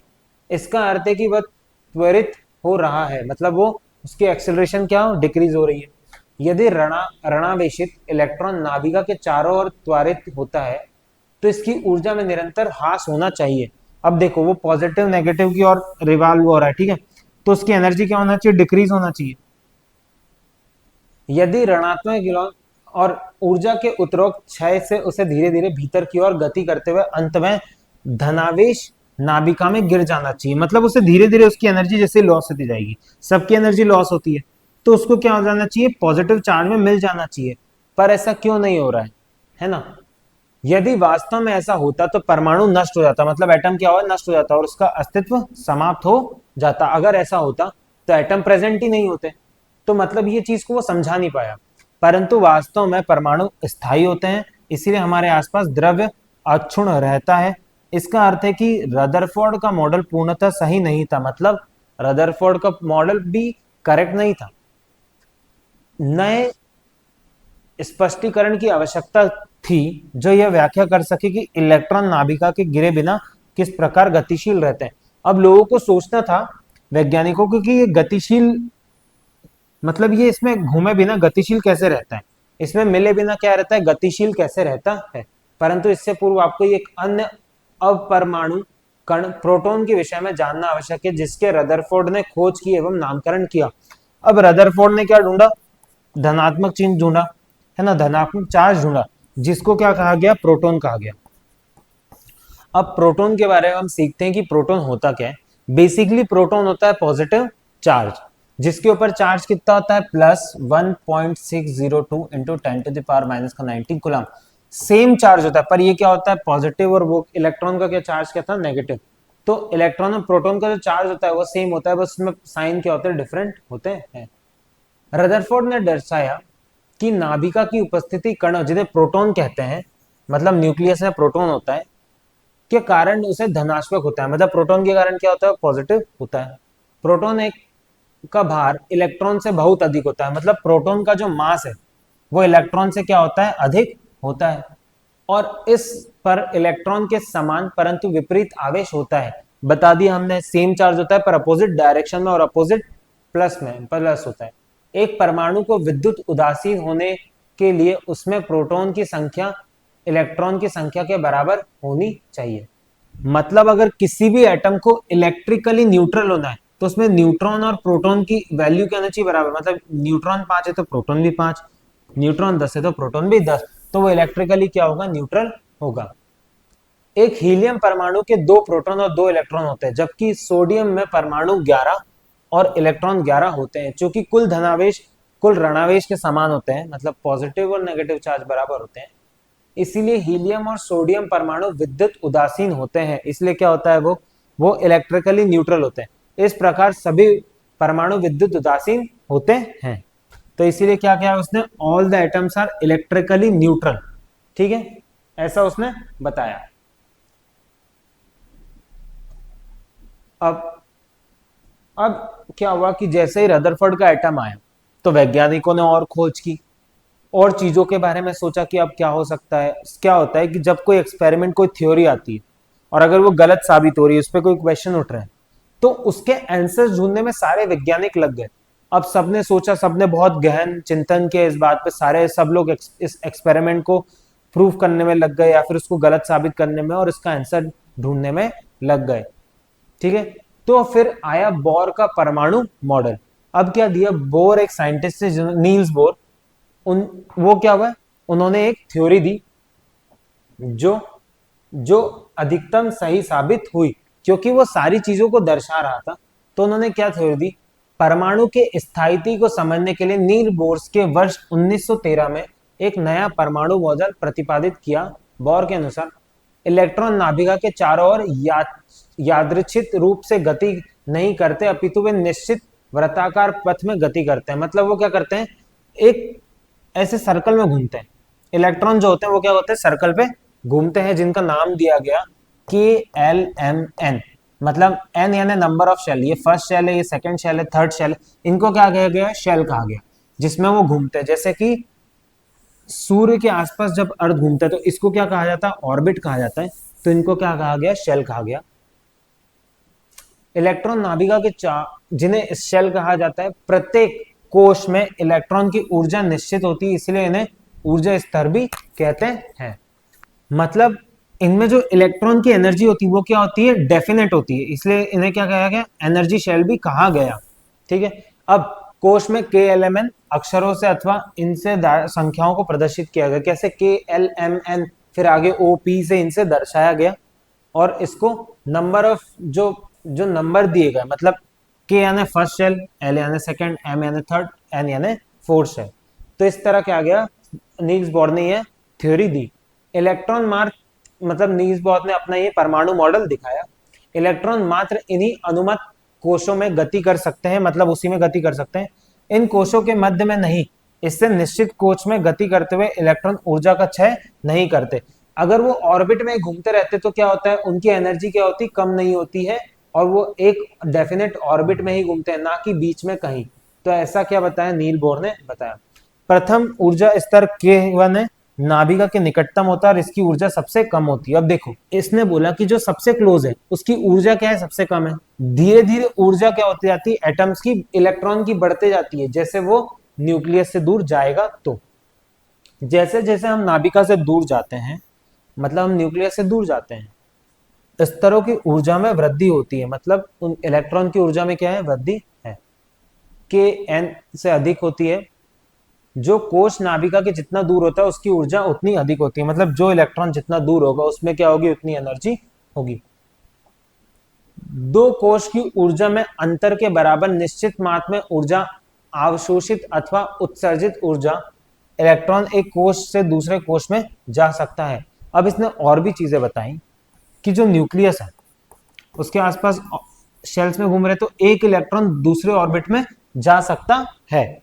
तो इसने बोला कि इलेक्ट्रॉन जो है वो एक शेल से दूसरे शेल में जा सकता है, एक definite amount of energy release करके, एब्जॉर्ब करके, है ना। अब ये चीजें आप आगे और समझोगे, पर अभी ये बेसिक बेसिक पे हो। मतलब कोई भी अगर मान लो, जैसे कि आपने खाना खाया, अगर आप भूखे हो तो आप पास वाली जगह जा जाओगे, पर आप अगर शक्ति है आप में तो आप थोड़े दूर भी चल पाओगे, थोड़े दूर भाग पाओगे। वैसे ही क्या होता है, जो इलेक्ट्रॉन होता है ना, वो एनर्जी अब्सॉर्ब करके क्या होता है, दूसरे ऑर्बिट में चला जाता है ना। मान लो इसने एब्सॉर्ब की, कभी रिलीज करके जा सकता है, रिलीज करके नीचे आ सकता है। तो ये सारी चीजें होती हैं, और ये सब आप आगे की क्लास में और अच्छे से पढ़ोगे।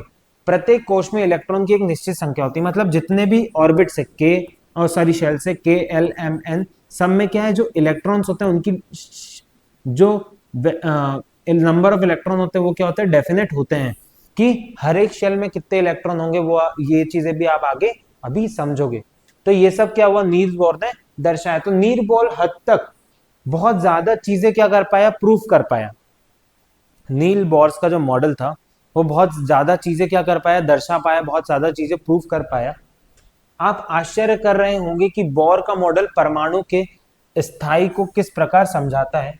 बोर के मॉडल में भी इलेक्ट्रॉन रदरफोर्ड मॉडल की भांति धनावेशित नाभिक के चारों ओर वृत्ताकार पथों में गति करते हैं, परंतु इस प्रकार गति करने से ऊर्जा का ह्रास क्यों नहीं होता। बोर ने इसे स्पष्ट करने के लिए स्थायी कक्षाओं कोश की अवधारणा में अभिग्रहित के रूप में प्रस्तुत किया। इसके अनुसार स्थायी कक्षा में इलेक्ट्रॉन की ऊर्जा स्थिर रहती है, मतलब जो स्थायी कक्षा है, मतलब शेल्स है, उसमें क्या रहती है, इलेक्ट्रॉन की एनर्जी कंजर्व रहती, चेंज नहीं होती। भले ही वह नाभिका के चारों ओर गति कर रहा हो, मतलब वो चारों ओर घूम रहा तो भी। बोर का मॉडल अनेक प्रायोगिक अवलोकन की व्याख्या करने में सफल रहा। यह परमाणु की संरचना को समझने में एक मुख्य चरण रहा। मतलब बोर के मॉडल ने बहुत सारी चीजें क्या कर दी, एक्सपेरिमेंट चीजें हमें दर्शा दी और हमें बहुत सारी चीजें प्रूफ करवा दी। अब नील्स बोर के बारे में पढ़ते हैं। डेनमार्क के कोपनहेगन विश्वविद्यालय में भौतिक के प्रोफेसर थे, क्या थे, फिजिक्स के प्रोफेसर। वे इस बात को लेकर उत्सुक थे कि परमाणु का अस्तित्व कैसे होता है, मतलब परमाणु कैसे प्रेजेंट है, क्योंकि पुराना मॉडल यह नहीं समझा सका कि इलेक्ट्रॉन नाभिका के चारों ओर गति करते हुए उसमें क्यों गिरते हैं, क्यों नहीं गिरते, मतलब इलेक्ट्रॉन जो है वो गति करके न्यूक्लियस में क्यों नहीं गिरते हैं। परमाणु संरचना इन व्याख्या ने इस विषय को अधिक स्पष्ट किया। परमाणु संरचना पर अपने कार्य के लिए नील्स बोर को वर्ष 1922 में नोबेल पुरस्कार से प्राप्त किया। क्या किया गया, उसको नोबेल पुरस्कार 1922 में दिया गया नील्स बोर को। अब हम आगे पढ़ते हैं। कोशों के बारे के एलिमेंट को यह एबीसीडी क्यों नहीं। भौतिक वैज्ञानिक चार्ल्स बर्कला के प्रारंभिक एक्स किरणें प्रयोग द्वारा नाम रखे गए। इन्होंने सर्वप्रथम देखी गई एक्स किरण की रेखा को के नाम दिया। मतलब जो एक्स रेज थी ना, उनकी पहली किरण को क्या नाम दिया था, के। उन्होंने ए से नामकरण इसलिए प्रारंभ नहीं किया क्योंकि यदि के से पूर्व किसी श्रृंगाल की खोज जाने की संभावना हो तो इसके नामकरण हेतु स्थान रहे। यद्यपि ऐसी श्रृंगाल नहीं खोजी गई, बोर ने परमाणु कोश के लिए यही नामकरण अपनाया। इसलिए बोर ने भी क्या किया गया, यही नामकरण अपनाया। पश्चात बोर के मॉडल की भी सीमाएं देखी गई, इसलिए एक अन्य मॉडल क्वांटम यांत्रिकीय मॉडल प्रस्तावित किया गया। इसके विषय में आप उच्च कक्षाओं में अध्ययन करेंगे। अब क्या हुआ कि जो नील्स बोर मॉडल था बहुत सारी चीजें सॉल्व कर रहा था, पर अब उसके ऊपर भी कुछ क्वेश्चंस आए गए, उसके ऊपर भी कुछ खामियां देखी गई, है ना। उस पे क्या किए गए और सवाल किए गए, तो उससे एक और एक्सपेरिमेंट की डेवलप हुआ, उससे एक और एक्सपेरिमेंट डेवलप हुआ जिसके कहते हैं क्वांटम मैकेनिक्स एक्सपेरिमेंट या फिर क्वांटम मैकेनिक मॉडल। किसका, क्वांटम मैकेनिक मॉडल का उजागर हुआ। पर अब ये चीजें आप कहाँ पढ़ोगे, आगे की कक्षाओं में और चीजें ये देखोगे। अभी तो क्या है, आपको बेसिक चीजें देखनी है और देखना है कि क्या होता है। अब परमाणु के द्रव्यमान में कौन कौन से घटक योगदान देते हैं। परमाणु के द्रव्यमान में मतलब जो मास होता है परमाणु का, में कौन कौन से घटक योगदान देते हैं, मतलब जो कौन कौन से पार्टिकल्स या फिर कौन कौन से कंपोनेंट्स जो होते हैं वो पार्ट लेते हैं किसी भी एटम के द्रव्यमान में। रदरफोर्ड का मॉडल दर्शाता है कि परमाणु का अधिकांश द्रव्यमान उसके नाभिक के केंद्र में होता है। मतलब जितना भी वेट होता है वो मेनली कहाँ होता है, न्यूक्लियस में होता है। नाभिक के चारों ओर गति करते हुए इलेक्ट्रॉन इतने हल्के होते हैं कि उनके द्रव्यमान की लगभग उपेक्षा की नहीं जा सकती। मतलब इलेक्ट्रॉन क्या होते हैं, बहुत लाइट वेट होते हैं, बहुत ज्यादा। परंतु 20वीं शताब्दी के प्रारंभ में एक समस्या सामने आई। जैसे ही एक हाइड्रोजन परमाणु में एक प्रोटॉन और एक हीलियम परमाणु में दो प्रोटॉन होते हैं, ये तथापि हीलियम परमाणु का द्रव्यमान हाइड्रोजन परमाणु के द्रव्यमान से 4 गुना अधिक होता है।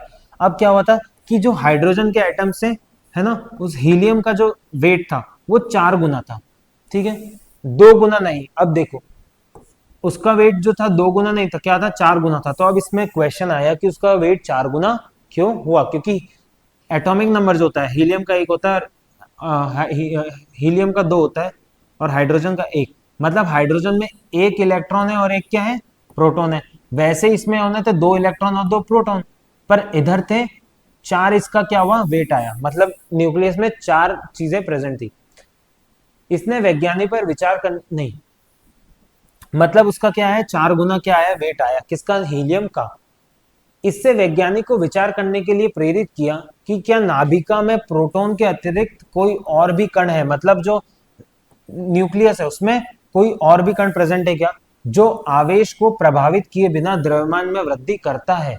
मतलब वो चार्ज को अफेक्ट क्या करे बिना क्या करता है, मास दिखाता है। मतलब क्या होता है, उसमें चार्ज प्रेजेंट नहीं है पर वो मास को क्या कर रहा है, द्रव्यमान को क्या कर रहा है, इंक्रीज कर रहा है। तो तभी क्या हुई, न्यूट्रॉन की खोज हुई। अब न्यूट्रॉन की खोज 1932 में इस समस्या का समाधान जेम्स चाडविक ने किया। फिर अर्नस्टेड रदरफोर्ड के छात्र थे, उन्होंने क्या थे, बच्चे छात्र थे। इन्होंने एक नए अवपरमाणु यानी एक सब एटॉमिक कण की खोज की जिसका द्रव्यमान लगभग प्रोटॉन के बराबर होता है। मतलब जिसका मास जो है वो क्या है, प्रोटॉन के बराबर है ना। और इस पर कोई आवेश नहीं होता, मतलब कोई चार्ज नहीं होता है उस पर। चार्ज क्या है, इस पे 0 है और इसको नाम दिया गया न्यूट्रॉन।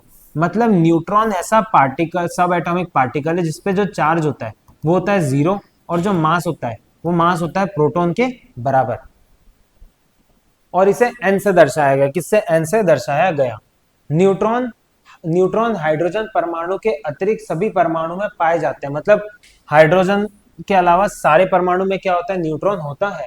अतः किसी परमाणु का द्रव्यमान मुख्य रूप में प्रोटॉन और न्यूट्रॉन के कारण होता है। मतलब न्यूक्लियस में अब पता लगा कि कौन प्रेजेंट है, एक न्यूट्रॉन, एक प्रोटॉन प्रेजेंट है और एक न्यूट्रॉन प्रेजेंट है ना? दो चीजें प्रेजेंट है, एक प्रोटॉन और एक न्यूट्रॉन। प्रोटॉन यानी पॉजिटिव चार्ज, न्यूट्रॉन यानी जीरो यानी न्यूट्रल, जो नाभिका के संकुलित रखते हैं, रहते हैं, मतलब नाभिका में रहते हैं।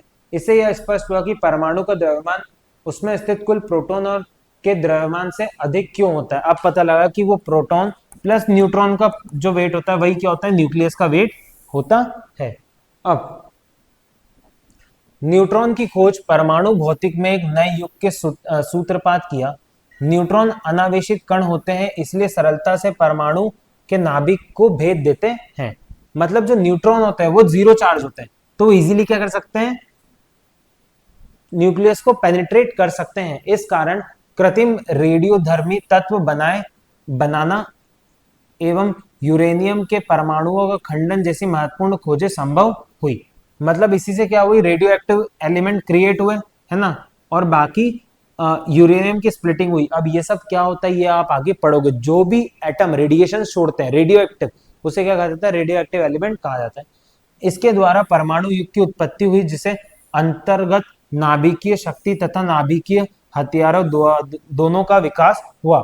मतलब न्यूक्लियर, जो न्यूक्लियर एनर्जी, न्यूक्लियर बॉम्ब और इन सब का क्या हुआ? ये सब क्या बनाए गए इससे। अब जैसे इससे क्या बनाए गए? न्यूक्लियर वेपन्स और न्यूक्लियर, हाँ, तो इससे क्या डेवलप हुई? न्यूक्लियर पावर और न्यूक्लियर वेपन्स इससे डेवलप हुए। तो हमने क्या पढ़ा कि एक एटम के अंदर तीन एलिमेंट होते हैं। इलेक्ट्रॉन जिसमें नेगेटिव चार्ज होता है -1, प्रोटॉन जिसमें +1 चार्ज होता है, न्यूट्रॉन यानी जीरो चार्ज होता है। इलेक्ट्रॉन में जो मेन चार्ज होता है 1.6 इंटू 10⁻⁻⁻⁹ कूलम, जो नेगेटिव होता है। पॉजिटिव 1.6 इंटू 10⁻⁻⁹ कूलम, ये क्या होता है? वेट। प्रोटॉन का जो वेट होता है, मास होता है, वो होता है ज्यादा इलेक्ट्रॉन के मास से। ये भी हमें पता लगा। हल्के परमाणुओं में प्रोटॉन और न्यूट्रॉन की संख्या प्राय समान होती है। मतलब नंबर ऑफ प्रोटॉन्स और नंबर ऑफ न्यूट्रॉन क्या होते हैं? सेम होते हैं। कार्बन में 6 परमाणु में 6 न्यूट्रॉन और 6 प्रोटॉन होते हैं। परंतु जैसे जैसे परमाणु भारी होते जाते हैं, उनकी नाभिका में न्यूट्रॉन की संख्या प्रोटॉन की संख्या से अधिक होती जाती है। मतलब जैसे जैसे भारी होंगे उसमें न्यूट्रॉन की संख्या अधिक होगी, किससे? प्रोटॉन की संख्या से। आयरन जैसे लोहे परमाणु में 26 प्रोटॉन और 30 न्यूट्रॉन होते हैं। ये सब चीजें क्या होती है वो आप आगे पढ़ोगे। ये जितने भी एटम्स है उनके बारे में आप आगे की स्टडीज और करोगे।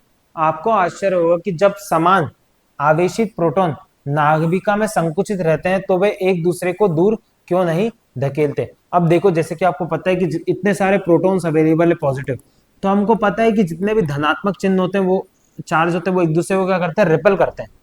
तो ये अब क्वेश्चन आया कि अगर दोनों के अंदर चार्ज है पॉजिटिव, तो वो एक दूसरे को रिपेल क्यों नहीं करते हैं? एक दूसरे को जोड़ के क्यों रखते हैं? अब इसका मेन जो आंसर है वो है, इनको जोड़ के रखती है ईश्वरीय शक्ति। ईश्वर जो इसमें शक्ति प्रदान करता है, उससे क्या हुआ? ये जुड़े हुए हैं। इसको इस प्रकार सोचिए कि नाभिक के भीतर प्रत्येक प्रोटॉन दूसरे को प्रतिकर्षण करते हैं, क्योंकि वे सभी धनावेशित होते हैं। न्यूट्रॉन जो उदासीन होते हैं, प्रोटॉन के मध्य दूरी बढ़ाकर प्रतिकर्षण को कम कर देते हैं। अब न्यूट्रॉन क्या करता है? प्रोटॉन के बीच में आके उनके बीच में दूरी बनाता है, और इसके साथ ही कणों को परस्पर बांधने रखने वाला बल, जैसे नाभिकीय बल कहते हैं। मतलब न्यूक्लियस एनर्जी, जिसे नाभिकीय बल कहते हैं, यानी न्यूक्लियर फोर्स भी कहा जाता है, जो को प्रबल कर देते हैं। अतः भारी परमाणु के अधिक न्यूट्रॉन की आवश्यकता होती है, जिससे वे नाभिका में स्थित सभी कणों को दृढ़ता से बांधे रखते हैं। इसीलिए क्या होता है? न्यूट्रॉन की वैल्यू होती है, धीरे धीरे बढ़ती जाती है, कि वो जो प्रोटॉन्स है उनको क्या करें? उसमें बांध के रखें। पर मेन इन सबको बांध के कौन रखता है? वो रखती है ईश्वरीय शक्ति। ईश्वरीय शक्ति क्या करती? इन सबको क्या करती? बांध के रखती है, जितने भी प्रोटॉन और न्यूट्रॉन है। अब हमने देख लिया कि एटम के अंदर क्या क्या होता है, और एटम किस तरह बना हुआ है, उसके अंदर क्या क्या होता है, तो हम ऐसा कह सकते हैं, अगर हम एटम्स का एक रफ डायग्राम बनाना चाहें, तो एटम जो होता है उस बीच में क्या होता है, प्रोटॉन होता है और न्यूट्रॉन होता है, प्रोटॉन पॉजिटिव। उसके आसपास क्या होती है, शेल्स होती है। शेल्स में क्या होते हैं, ऐसे इलेक्ट्रॉन फैले हुए हैं, जिसको कहा जाता है K L M N। ठीक है, तो ये अभी तक हमें बहुत सारे रफ रफ आइडिया मिल गए, रफ रफ चीजें मिल गई और बहुत सारी चीजें पता लगी एटम्स के बारे में, यानी परमाणु के बारे में। अब हम आगे देखते हैं हमें और क्या सीखने को मिला। भारत का वैज्ञानिक योगदान, देखो सबने भाभा एटॉमिक रिसर्च सेंटर बार के बारे में सुना होगा। भाभा बहुत ही न्यूक्लियर फिजिक्स के बहुत विख्यात वैज्ञानिक थे, जिन्होंने भाभा एटॉमिक रिसर्च सेंटर यानी बार्क, BARC का स्टार्ट किया। मुंबई स्थित भाभा परमाणु अनुसंधान केंद्र ध्रुव जैसे रिएक्टरों का उपयोग कर उन्नत न्यूट्रॉन प्रकीर्णन प्रयोग कर में अग्रणी है। मतलब बहुत सारे रिएक्टर्स उपयोग करके क्या करता है, बहुत सारे रिएक्टर्स यूज करके क्या करता है, न्यूट्रॉन, बहुत सारे रिएक्टर्स यूज करके न्यूट्रॉन स्कैटरिंग देता है।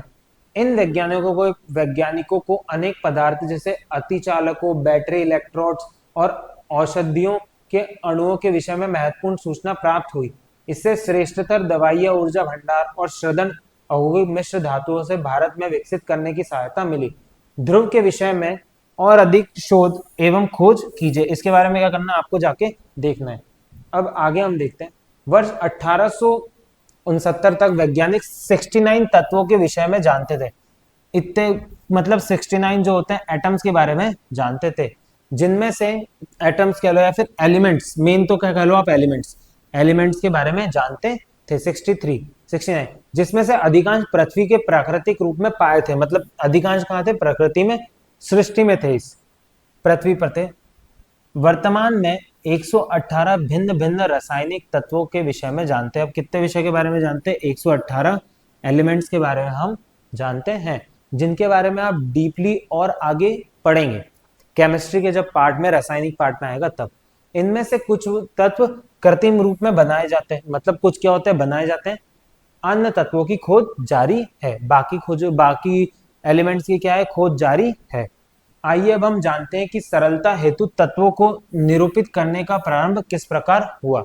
मतलब अब हम देखेंगे एलिमेंट्स क्या होते हैं, उनको किस तरह रिप्रेजेंट करते हैं, उसको किस तरह डिफाइन किया गया और एलिमेंट्स कैसे ढूंढे गए, इन सब चीजों को जानते हैं, कैसे रिप्रेजेंट किया गया है ना, एलिमेंट्स दिखते कैसे, उनमें क्या क्या प्रेजेंट रहता है, एलिमेंट से क्या क्या बना रहता है, ये सब चीजें हम नेक्स्ट टॉपिक में पढ़ते हैं। अब तत्वों के बारे में जानते हैं, मतलब एलिमेंट्स के बारे में और उनको किस तरह सिंबल से रिप्रेजेंट करा जाता है।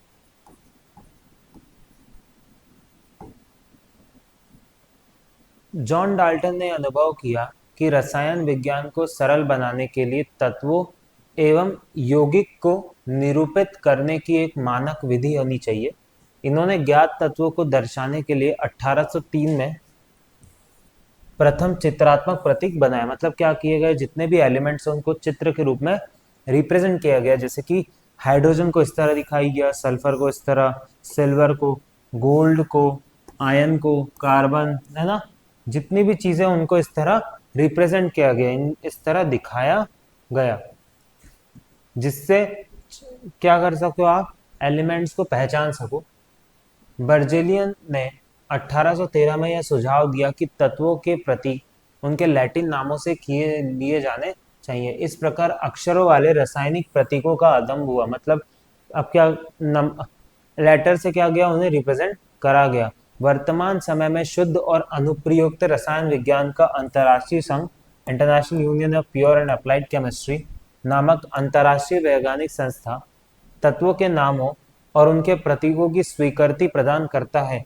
इन प्रतीकों को लिखने के कुछ नियम है कुछ। अब एलिमेंट्स के नाम लिखने के क्या है, कुछ नियम है, जैसे कि अनेक तत्वों के प्रतीक उनके IUPAC नेम के प्रथम अक्षर अथवा प्रथम दो अक्षरों से बने होते हैं। किससे, IUPAC। अब IUPAC जो नेम सजेस्ट करती है उससे क्या होता है, उनके प्रथम अक्षर अथवा प्रथम दो अक्षर से बने होते हैं, पहला अक्षर है पहले दो अक्षरों से। जैसे कि प्रतीक के नाम का प्रथम अक्षर सदैव बड़े कैपिटल लेटर में और दूसरा अक्षर हमें हमेशा छोटे लेटर में लिखा जाता है, जैसे कि एल्यूमिनियम, तो ए एल ना लिख के ए एल लिखते हैं, तो इसको क्या कहा जाता है, एल्यूमिनियम। जैसे कोबाल्ट, तो सी ओ लिखा जाता है, ना कि सी और ओ, कोबाल्ट। तो ये क्या होता है, डिफरेंस होता है। कुछ तत्वों के प्रतीक उनके नाम के प्रथम अक्षर और द्वितीय अक्षर को छोड़कर किसी अन्य अक्षर, उदाहरण क्लोरीन और जिंक, ऐसे भी लिखा जाता है। अब कुछ तत्वों के प्रतीक उनके अंग्रेजी नाम से नहीं अपितु लैटिन, कौन सी भाषा से, लैटिन या ग्रीक अथवा जर्मन नामों से लिखे गए। जैसे कि आयरन जो होता है, आयरन क्या होता है, आई से होता है, पर उसको लिखा किस तरह जाता है, एफ ई से लिखा जाता है ना। तो इस तरह क्या होता है, टंग टंगस्टन का प्रतीक डब्ल्यू है ना। टंगस्टन का प्रतीक क्या लिखा जाता है, डब्ल्यू, क्योंकि जर्मन वॉल्फ्राम के से लिया गया है, जो कि जर्मन वॉल्फ्राम से लिया गया है।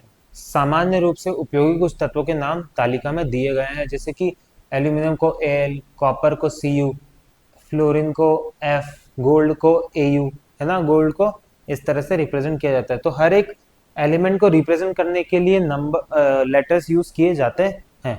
अब वैज्ञानिक पूरे नाम के स्थान पर इन प्रतीकों का उपयोग करते हैं, क्योंकि यह अंतर्राष्ट्रीय स्तर पर मान्य है और समस्त विश्व वैज्ञानिक को भाषा की बाधा से बिना सरलता और स्पष्टता से स्वाद करने की सहायता करते हैं। परमाणु क्रमांक। अब हम आ गए हैं एटॉमिक नंबर पर। एटॉमिक नंबर क्या होते हैं, हर एक एटम की क्या एक पोजीशन है पीरियोडिक टेबल में। पीरियोडिक टेबल क्या टेबल होती है, पीरियोडिक टेबल ऐसी टेबल है जिसमें क्या करा जाता है, जितने भी एलिमेंट्स है, कितने टोटल एलिमेंट्स है, 108 को क्या करा गया है, रिप्रेजेंट करा गया है। ये भी चीजें आप डिटेल में आगे वाली क्लासेस में पढ़ोगे। अब एटॉमिक नंबर क्या होता है, आपने पढ़ा कि किसी एक तत्व में सभी परमाणु एक समान होते हैं, परंतु वे दूसरे तत्वों के परमाणु से भिन्न होते हैं। यह भिन्नात्मक इनकी उपस्थिति इलेक्ट्रॉन व प्रोटॉन की संख्या के कारण होती है। अब देखो, जो एलिमेंट्स होते हैं वो एक दूसरे से डिफरेंट क्यों होते हैं, क्योंकि इलेक्ट्रॉन और प्रोटॉन की जो वैल्यू होती है उसमें क्या होती है, अलग अलग होती है। किसी तत्व के परमाणु के नाभिका में उपस्थित प्रोटॉन की संख्या उस तत्व का परमाणु क्रमांक होता है। मतलब जितने नंबर ऑफ प्रोटॉन प्रेजेंट रहेंगे वही क्या होगा, एटॉमिक नंबर होगा। जैसे कि अगर हीलियम में 2 प्रोटॉन प्रेजेंट है तो उसका एटॉमिक नंबर क्या होगा, 2 होगा। जैसे किससे रिप्रेजेंट करा जाता है, जेड से रिप्रेजेंट करा जाता है। जैसे कि ऑक्सीजन का एटॉमिक नंबर क्या होता है, 8। अब ये एटॉमिक नंबर आपको और आगे पता लगेगा, और इनको 8 ही क्यों कहा गया, इनका एटॉमिक नंबर 8 क्यों होता है, ये भी आपको आगे पता लगेगा। क्यों, क्योंकि इसके अंदर नंबर ऑफ जो प्रोटॉन है वो क्या होते हैं, 8 होते हैं। इसी तरह क्या रखा गया है, एटॉमिक नंबर का नाम रखा गया है। यही संख्या किसी तत्व की पहचान और उसके रासायनिक व्यवहार पर निर्धारित करती है। मतलब वो तत्व की पहचान भी करता है और उसके रासायनिक व्यवहार के बारे में भी हमें बतलाता है। जैसे कि लिथियम धातु का टुकड़ा, लिथियम परमाणु इस तरह दिखते हैं, और नाभिका और इलेक्ट्रॉन, ये इलेक्ट्रॉन और ये क्या है, न्यूक्लियस है। तो इस तरह क्या दिखाई देते हैं, देखो ये तो लिथियम का पूरा टुकड़ा है, इसके बाद क्या है, लिथियम परमाणु, ये हमें दिख रहे हैं, ये सब क्या है, एटम्स है। ये इसके एटम्स ले लो। एटम को किस तरह डिफाइन किया गया, एक ऑर्बिट्स होते हैं, उसमें क्या होता है, इलेक्ट्रॉन रिवॉल्व कर रहे होते हैं। एक और बात, बड़ी मजेदार बात, जैसे कि जैसे ये प्रोटॉन है, इधर इलेक्ट्रॉन जो होता है वो क्या करता है, इसके आसपास क्या करता है, घूमता रहता है, घूमता रहता है, घूमता रहता है, घूमता रहता है। तो जैसे अर्थ जो है, पहले तो अर्थ सन के आसपास भी घूमता है और खुद के एक्सेस पे भी घूमता है, वैसे इलेक्ट्रॉन जो होता है ना, वो खुद भी आसपास घूमता है और अपनी एक्सेस पे भी क्या होता है, घूमता है। जिस तरह पृथ्वी घूमती है अपनी एक्सेस पे, वैसे इलेक्ट्रॉन भी अपनी एक्सेस पे घूमता है। ये भी चीज आप अभी जाके आगे पढ़ोगे। क्योंकि परमाणु पूर्ण रूप में उदासीन होता है, यानी न्यूट्रल होता है, इसीलिए इसमें प्रोटॉन की संख्या नाभिका की परिक्रमा कर रहे इलेक्ट्रॉन की संख्या के बराबर होती है। उदाहरण था हाइड्रोजन परमाणु का एक प्रोटॉन और एक इलेक्ट्रॉन, अतः इसका परमाणु क्रमांक 1 होता है। हीलियम का एटॉमिक नंबर 2 होता है, क्योंकि इसमें प्रोटॉन की संख्या क्या है, 2, और इलेक्ट्रॉन की भी क्या है, 2। क्या अब आप कह सकते हैं कि भिन्न भिन्न परमाणु क्रमांकों को तत्व एक दूसरे के भिन्न होते हैं, अर्थात परमाणु क्रमांक किसी तत्व की विशिष्ट पहचान होती है। मतलब जो एटॉमिक नंबर होता है वो किसी भी परमाणु की अलग क्या होती है, पहचान होती है।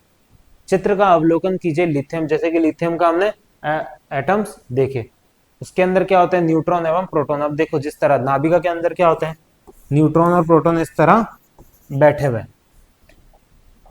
द्रव्यमान संख्या, यानी एटॉमिक मास। अब एटॉमिक मास क्या होता है?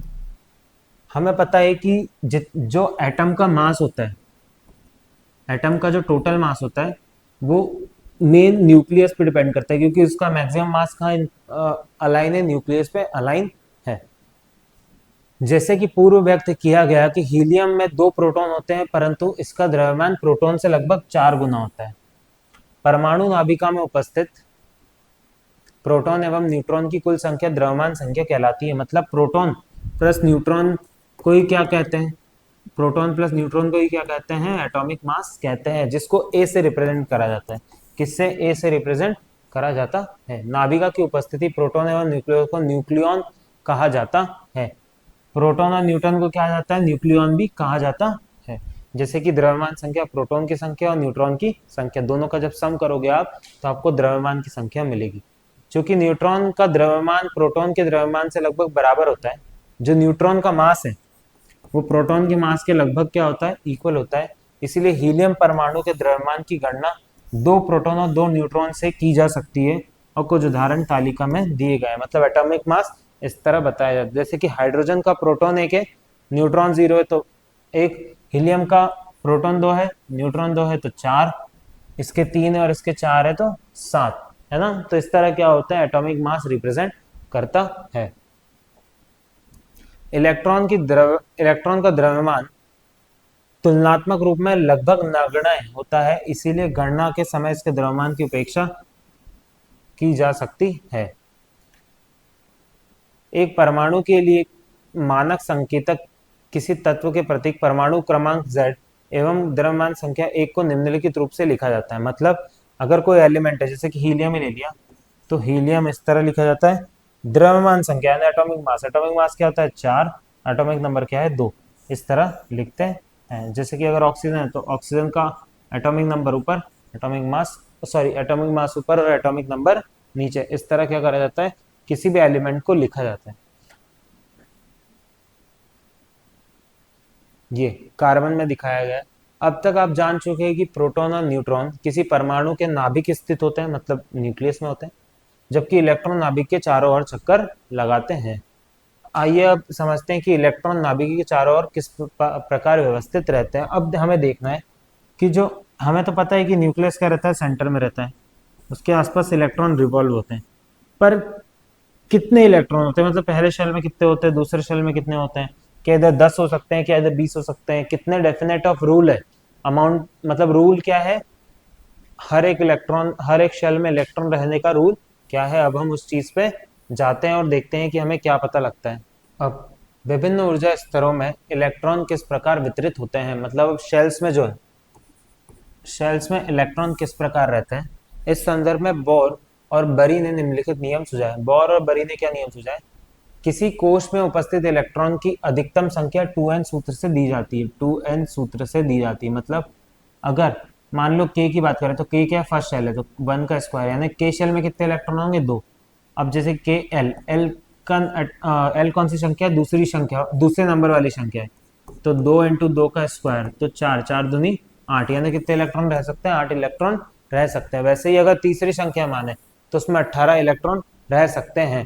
पर एक और मेन बात, जब इलेक्ट्रॉन ट्रांजिशन करेंगे एक स्टेप से एक शेल से दूसरी शेल में, तो मिनिमम 8 नंबर ऑफ इलेक्ट्रॉन तो होने ही चाहिए एक को बैलेंस करने में।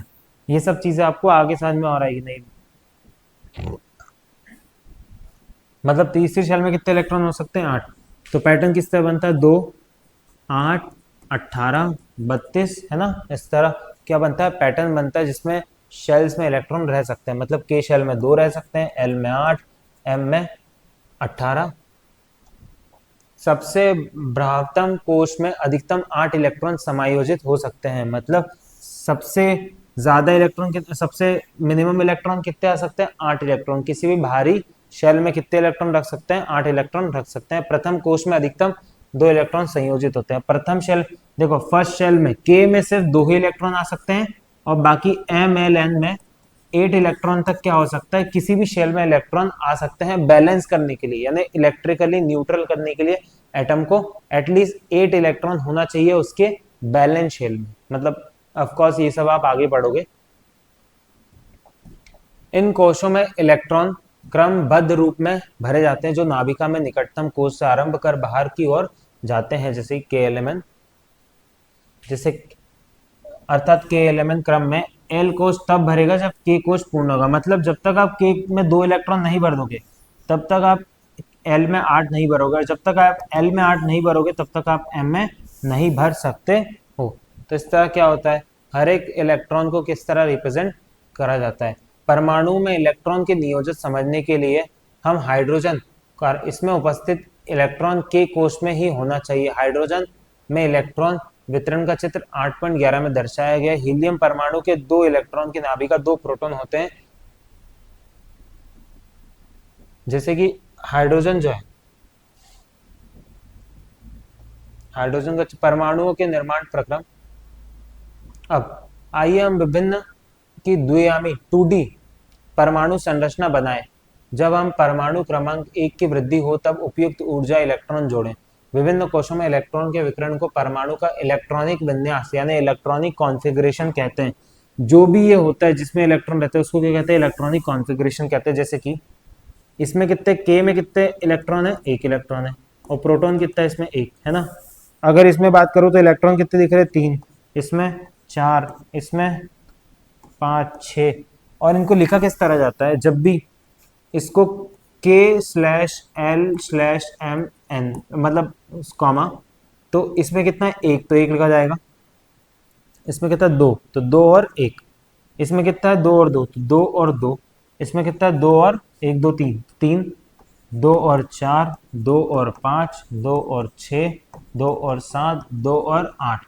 फिर आगे 2 और 8 और 1, क्योंकि सेकंड सेल में कितने रह सकते हैं, बस 1 रख सकते हैं। अब यहाँ पे 18 तक फिल होंगे, फिर उसके बाद 32 वाले फिल होंगे। तो इस तरह क्या होते हैं, शेल्स फिल होती हैं। इस तरह क्या कर सकते हैं, 2D साइड से। अब जब भी आप इलेक्ट्रॉन को रिप्रेजेंट करेंगे कि उसमें कितने नंबर ऑफ इलेक्ट्रॉन है, तो आप इस तरह क्या कर सकते हैं, रिप्रेजेंट कर सकते हैं। जब तक एक शेल कंप्लीट नहीं होगी तब तक नेक्स्ट शेल नहीं भराएगी। जैसे कि जैसे ही 8 कंप्लीट हो गए, इसमें 8 जैसे ही इसमें कंप्लीट हो गए तो नेक्स्ट शेल में आ गए। अब इसमें जब तक 18 कंप्लीट नहीं होंगे तब तक नेक्स्ट शेल में हम नहीं मूव करेंगे। तो इस तरह क्या होता है, इलेक्ट्रॉन फिल्ड होते हैं शेल्स में। के में 1 है ना, एल में फिर कितने होते हैं, ये सब हमें दिखाया गया। इस तरह क्या करते हैं, हम रिप्रेजेंट करते हैं और लिखते हैं। परमाणु के संयोजन क्षमता, संयोजकता मतलब अब वैलेंसी के बारे में पढ़ेंगे। बेसिक वैलेंसी बता देता हूँ। वैलेंसी क्या होता है, लास्ट शेल में जितने इलेक्ट्रॉन हो उसी वो उस एटम की क्या होती है, वैलेंसी होती है। लास्ट शेल में जितने इलेक्ट्रॉन प्रेजेंट हो, है ना, उसकी वैलेंसी होती है। और भी इसमें और भी तर्क होते हैं, पर हम देखेंगे कैसे क्या है।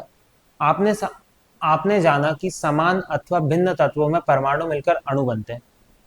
छोटे छोटे परमाणु मिलकर क्या बनेंगे, अणु। हाइड्रोजन अथवा क्लोरीन के परमाणुओं की वह संख्याओं जो किसी तत्व के परमाणु के साथ संयोजित होकर यौगिक बन सकती है, उस संयोजन क्षमता कहलाती है। इसे हाइड्रोजन और क्लोरीन के संबंध में किया जा सकता है क्योंकि इसका संयोजन क्षमता 1 होती है। अब इसका संबंध क्या है, मतलब एटम का एक दूसरे से कंबाइन होना है। एलिमेंट का जो कंबाइन होता है उसको क्या कहते हैं, कंबाइनिंग कैपेसिटी कहते हैं। कंबाइनिंग कैपेसिटी, जैसे H2, तो यहाँ पे हाइड्रोजन कितने हैं, 2 हैं, और ऑक्सीजन कितनी है, 1 है।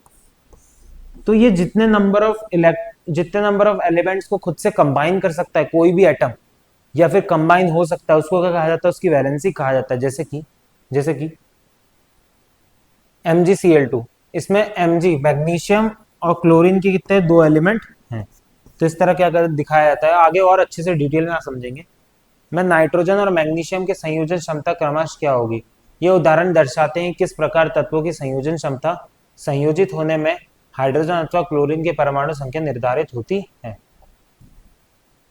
आइए जानें किस प्रकार परमाणु की संयोजन क्षमता उसके इलेक्ट्रॉनिक विन्यास द्वारा किस प्रकार निर्धारित होती है। मतलब उसके इलेक्ट्रॉनिक कॉन्फ़िगरेशन पे क्या होती है, डिपेंड होती है। अब इलेक्ट्रॉनिक कॉन्फ़िगरेशन क्या होता है, जैसे कि वो लिखा रहता है 2, 8, 1, ये क्या होता है, इलेक्ट्रॉनिक कॉन्फ़िगरेशन होता है जिस प्रकार वो शेल्स में प्रेजेंट है इलेक्ट्रॉन। परमाणु का बाह्यतम कोश जिसे इलेक्ट्रॉन होते हैं उसका वैलेंस शेल कहलाता है। इसमें उपस्थित इलेक्ट्रॉन संयोजक इलेक्ट्रॉन कहलाते हैं। मतलब देखो, जो सबसे आखिरी शेल में जो इलेक्ट्रॉन होता है उसको क्या कहते हैं, वैलेंस इलेक्ट्रॉन कहते हैं, और ये शेल होती है इसको वैलेंस शेल कहते हैं। इसी से क्या होता है, एक एटम दूसरे एटम एलिमेंट एक एलिमेंट दूसरे एलिमेंट से कंबाइन होता है। यदि किसी परमाणु के बाह्यतम कोश में 8 इलेक्ट्रॉन हो तो उसे ऑक्टेट कहा जाता है। यह देखा गया है कि जिन तत्वों के संयोजन कोश में 8 इलेक्ट्रॉन होते हैं वे सामान्यतः कम अभिक्रियाशील या और अधिक स्थायी होते हैं, मतलब वो कम क्रियाशील होते हैं और स्टेबल होते हैं अगर उसके आखिरी शेल में क्या है, 8 इलेक्ट्रॉन प्रेजेंट है तो। दूसरी ओर अपूर्ण संयोजन कोश वाले परमाणु प्राय अधिक अभिक्रियाशाली होते हैं, मतलब 8 वाले लेस रिएक्टिव होते हैं और उससे कम या ज्यादा वाले क्या होते हैं, मोर रिएक्टिव होते हैं, जो कि चाहते हैं कि क्या हो जाए, किसी और एलिमेंट से कंबाइन हो जाए। ऐसे तत्व अपना अष्टक पूर्ण करने इलेक्ट्रॉन को त्यागते, ग्रहण अथवा साझा करते हैं, मतलब जिनका ऑक्टेट कंप्लीट नहीं रहता वो क्या करते हैं, दूसरे एटम से क्या करते हैं, ऑक्टेट कंप्लीट करते हैं। अष्टक पूर्ण करने हेतु त्याग किए गए, ग्रहण अथवा साझा किए गए इलेक्ट्रॉन की संख्या उस तत्व की संयोजकता कहलाते हैं। मतलब जो इलेक्ट्रॉन इधर से उधर जाते हैं उसे क्या कहते हैं, वैलेंसी कहते हैं। सामान्यतः यदि किसी तत्व के संयोजन कोश में 4 से कम इलेक्ट्रॉन होते तो वह अष्टक पूर्ण करने, स्थायी प्राप्त करने के लिए इलेक्ट्रॉन का त्याग करता है। दूसरी ओर यदि संयोजकता की संख्या 4 से अधिक हो तो वो देने का ट्राई करता है। अब ये मैं बताऊंगा कैसे ये सब चीजें होती हैं। आपने सीखा कि किस तत्व में सभी परमाणुओं के इलेक्ट्रॉन और प्रोटॉन की संख्या समान होती है और इसके परमाणु क्रमांक बराबर है। क्या आप न्यूट्रॉन की संख्या के संदर्भ में भी ये कह सकते हैं कि वैज्ञानिक ने देखा कि एक ही तत्व में परमाणु न्यूट्रॉन की संख्या अलग अलग हो सकती है। इस भिन्नता में अब देखो मैं बताता हूँ आपको मेन। क्या आप पूर्वानुमान लगा सकते हैं कि उन परमाणुओं के साथ क्या होता होगा जिनके बाह्यतम कोश में पहले से ही 8 इलेक्ट्रॉन उपस्थित होते हैं। उन तत्वों में परमाणु को छोड़कर जिनमें केवल एक ही कोश होते हैं उनसे केवल 2 इलेक्ट्रॉन ही संभव है। क्या वे तब भी इलेक्ट्रॉन त्यागने अथवा ग्रहण करने का प्रयास करेंगे। अवलोकन कीजिए, इसमें आप एक कॉलम और जोड़िए और ये क्या करने आपको छोड़ना चाहिए। आपने सीखा कि किसी तत्व के सभी परमाणुओं में इलेक्ट्रॉन और प्रोटॉन की संख्या समान होती है जो इसके परमाणु क्रमांक के बराबर होती है। क्या आप न्यूट्रॉन की संख्या के संदर्भ में भी ये कह सकते हैं, वैज्ञानिक ने देखा कि एक ही तत्व में परमाणुओं की न्यूट्रॉन की संख्या अलग अलग हो सकती है। इस भिन्नता का परमाणु के गुण धर्मों पर क्या प्रभाव पड़ता है, आइए इसे ज्ञात का प्रयास करते हैं। अब देखो एलिमेंट जो होते हैं कंबाइन कैसे होते हैं, पहले हम वो देखते हैं।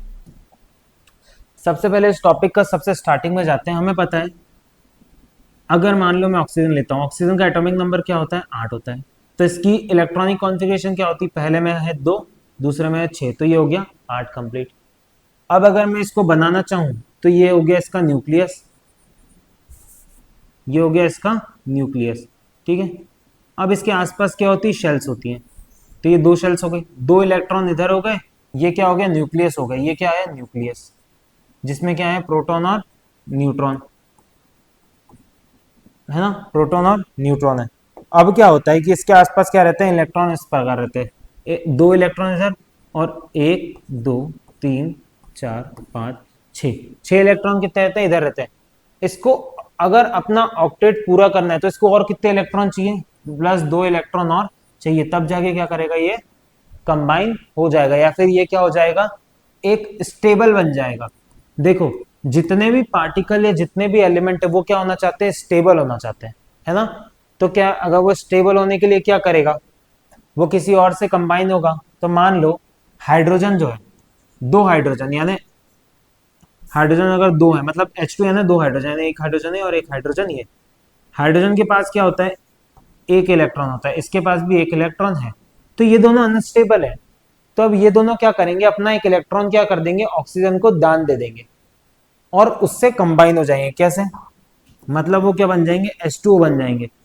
तो ऑक्सीजन को 2 इलेक्ट्रॉन चाहिए थे तो हाइड्रोजन ने क्या करा, अपने दोनों इलेक्ट्रॉन क्या दे दिए, ऑक्सीजन को दे दिए। इससे क्या हो गया, ये दोनों मिलके क्या होगा, स्टेबल होगा, एक एक मॉलिक्यूल बन गया जो कि बना H2O, जो क्या होता है, पानी होता है। तो इस तरह क्या होता है, वैलेंसी शेयर होती है।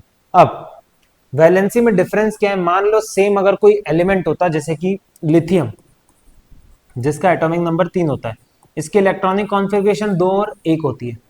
पर अब अब इसको ऑक्टेट कंप्लीट करने के लिए कितने इलेक्ट्रॉन चाहिए? 7 इलेक्ट्रॉन, जो कि बहुत ज्यादा है।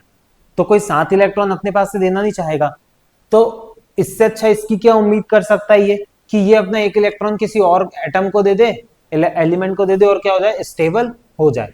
तो हमेशा याद रखना, वैलेंस शेल में जितने इलेक्ट्रॉन रहते हैं उस हिसाब से डिसाइड होता है कि वो इलेक्ट्रॉन देगा या फिर वो इलेक्ट्रॉन लेगा। अब ये कैसे डिसाइड होता है? देखो, अगर वैलेंस शेल में इलेक्ट्रॉन 1 से लेकर 4 तक हो तो वो क्या करेगा? इलेक्ट्रॉन दे देगा किसी को, ठीक है, किसी को दे देगा। पर अगर वैलेंस शेल में 5 या 5 से अधिक है तो वो क्या करेगा? इलेक्ट्रॉन अपनी साइड ले लेगा। क्या करेगा? वो इलेक्ट्रॉन अपनी साइड ले लेगा किसी और से।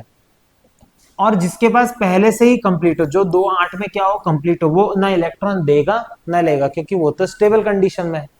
तो इस तरह क्या होता है? इलेक्ट्रॉन शेयरिंग होके क्या बनते हैं? मॉलिक्यूल्स बनते हैं और एलिमेंट एक दूसरे से कंबाइन होते हैं। अब हम पढ़ेंगे परमाणु संरचना का गहन अध्ययन, समस्थानिक। अब हम देखेंगे आइसोटॉप्स के बारे में। अब आइसोटॉप्स क्या होते हैं? डाल्टन ने प्रस्तावित किया कि किसी तत्व के सभी परमाणु एक समान होते हैं और उनका परमाणु द्रव्यमान भी एक समान होता है। परंतु वैज्ञानिक कुछ समय पश्चात पाया कि एक ही तत्व के ऐसे परमाणु भी होते जिनमें प्रोटॉन की संख्या समान परंतु न्यूट्रॉन की संख्या भिन्न भिन्न हो सकती है। मतलब प्रोटॉन की संख्या तो समान होती है पर न्यूट्रॉन की संख्या अलग। इस कारण इसके द्रव्यमान भिन्न होते हैं, मतलब उसके जो एटॉमिक मास होता है वो क्या होता है? डिफरेंट होता है। जैसे कि एटॉमिक मास क्या होता है? प्रोटॉन और न्यूट्रॉन का एडिशन, हम ये पढ़ चुके हैं। ये युग्म परमाणु जिसके परमाणु क्रमांक समान परंतु द्रव्यमान संख्या भिन्न होती है, आइसोटॉप्स कहलाते हैं। अब जैसे कि मतलब इनके जो एटॉमिक नंबर है वो तो सेम है पर उनकी जो एटॉमिक मास है वो डिफरेंट है। जैसे कि आइए हाइड्रोजन का उदाहरण लेते हैं। प्राकृतिक रूप में पाया जाने वाला हाइड्रोजन 3 अलग समस्थानिकों में होता है, मतलब 3 उसके आइसोटॉप्स होते हैं। पहला होता है 1/1 हाइड्रोजन, जो होता है प्रोटियम। इसका नाम क्या दिया गया है? प्रोटियम, जो कितना प्रेजेंट है? 99.98% प्रेजेंट रहता है। दूसरा होता है ड्यूटीरियम, जिसका एटॉमिक मास 2 होता है और एटॉमिक नंबर क्या होता है? 1 होता है। तो ये क्या हो गया? ड्यूटीरियम। और एक होता है ट्रिटियम। ट्रिटियम है ना, इसका एटॉमिक मास 3 होता है और इसमें एटॉमिक नंबर क्या होता है? इसका 1 होता है। तो इस तरह हाइड्रोजन के 3 अलग अलग क्या होते हैं? रूप होते हैं या फिर आइसोटॉप्स होते हैं। जैसे कि प्रोटियम में 1 प्रोटॉन एक एक इलेक्ट्रॉन, फिर इसमें 1 प्रोटॉन और 1 न्यूट्रॉन बढ़ जाता है तो इसका एटॉमिक मास 3 हो जाता है, इसका एटॉमिक मास 4 हो जाता है। सॉरी, इसका एटॉमिक मास 2 हो जाता है और इसका एटॉमिक मास 3 हो जाता है। तो ये क्या होता है? आइसोटॉप्स होते हैं, मतलब ऐसे एटम जिसका एटॉमिक नंबर तो सेम होता है पर एटॉमिक मास क्या होता है? डिफरेंट होता है। ऐसे बहुत सारे एटम्स होते हैं जिसमें क्या पाए जाते हैं? प्रकृति में बहुत सारे आइसोटॉप्स पाए जाते हैं। समस्थानिकों में के रासायनिक गुणधर्म लगभग समान होते हैं। क्या आप जानते हैं ऐसा क्यों होता है? ऐसा इसलिए क्योंकि इसमें इलेक्ट्रॉन की संख्या और इलेक्ट्रॉन विन्यास समान होते हैं, मतलब इलेक्ट्रॉनिक संख्या क्या होती है? सेम होती है। जैसा कि आप सीख चुके हैं कि रासायनिक गुणधर्म मुख्य रूप से संयोजन इलेक्ट्रॉन की संख्या पर निर्भर करता है। मतलब जो इलेक्ट्रॉनिक कॉन्फ़िगरेशन होती है वो किस पे डिपेंड करती है? मेनली इलेक्ट्रॉन्स पे, है ना। जैसे कार्बन का जो एटॉमिक मास होता है वो 12 होता है, इस कार्बन का 13 और इस कार्बन का 14 है ना। C612, C613, C614, तो ये 3 इसके आइसोटॉप्स है। तो इसमें जो नंबर ऑफ इलेक्ट्रॉन्स है वो तो क्या है? सेम रहेंगे ही। कितने होते हैं? 6 इलेक्ट्रॉन्स होते हैं। अब परमाणु इतने सूक्ष्म होते हैं कि उन्हें दैनिक वस्तुओं के समान किलोग्राम अथवा ग्राम में तोला नहीं जा सकता। जिस प्रकार गेहूं एक दान को किलोग्राम के स्थान पर मिलीग्राम को तोलना अधिक सरल होता है, उसी प्रकार वैज्ञानिक परमाणु द्रव्यमान मापने के लिए एक विशेष मात्रक का उपयोग करते हैं जिसे यूनिफाइड एटॉमिक मास कहते हैं। देखो, एटम इलेक्ट्रॉन का मास आप केजी वेजी में नहीं मेजर कर सकते, इसलिए क्या कहते हैं उसे? एटॉमिक मास यूनिट या फिर AMU में क्या करते हैं? मेजर करते हैं, या फिर यू में क्या करते हैं? एटॉमिक मास यूनिट में मेजर करते हैं।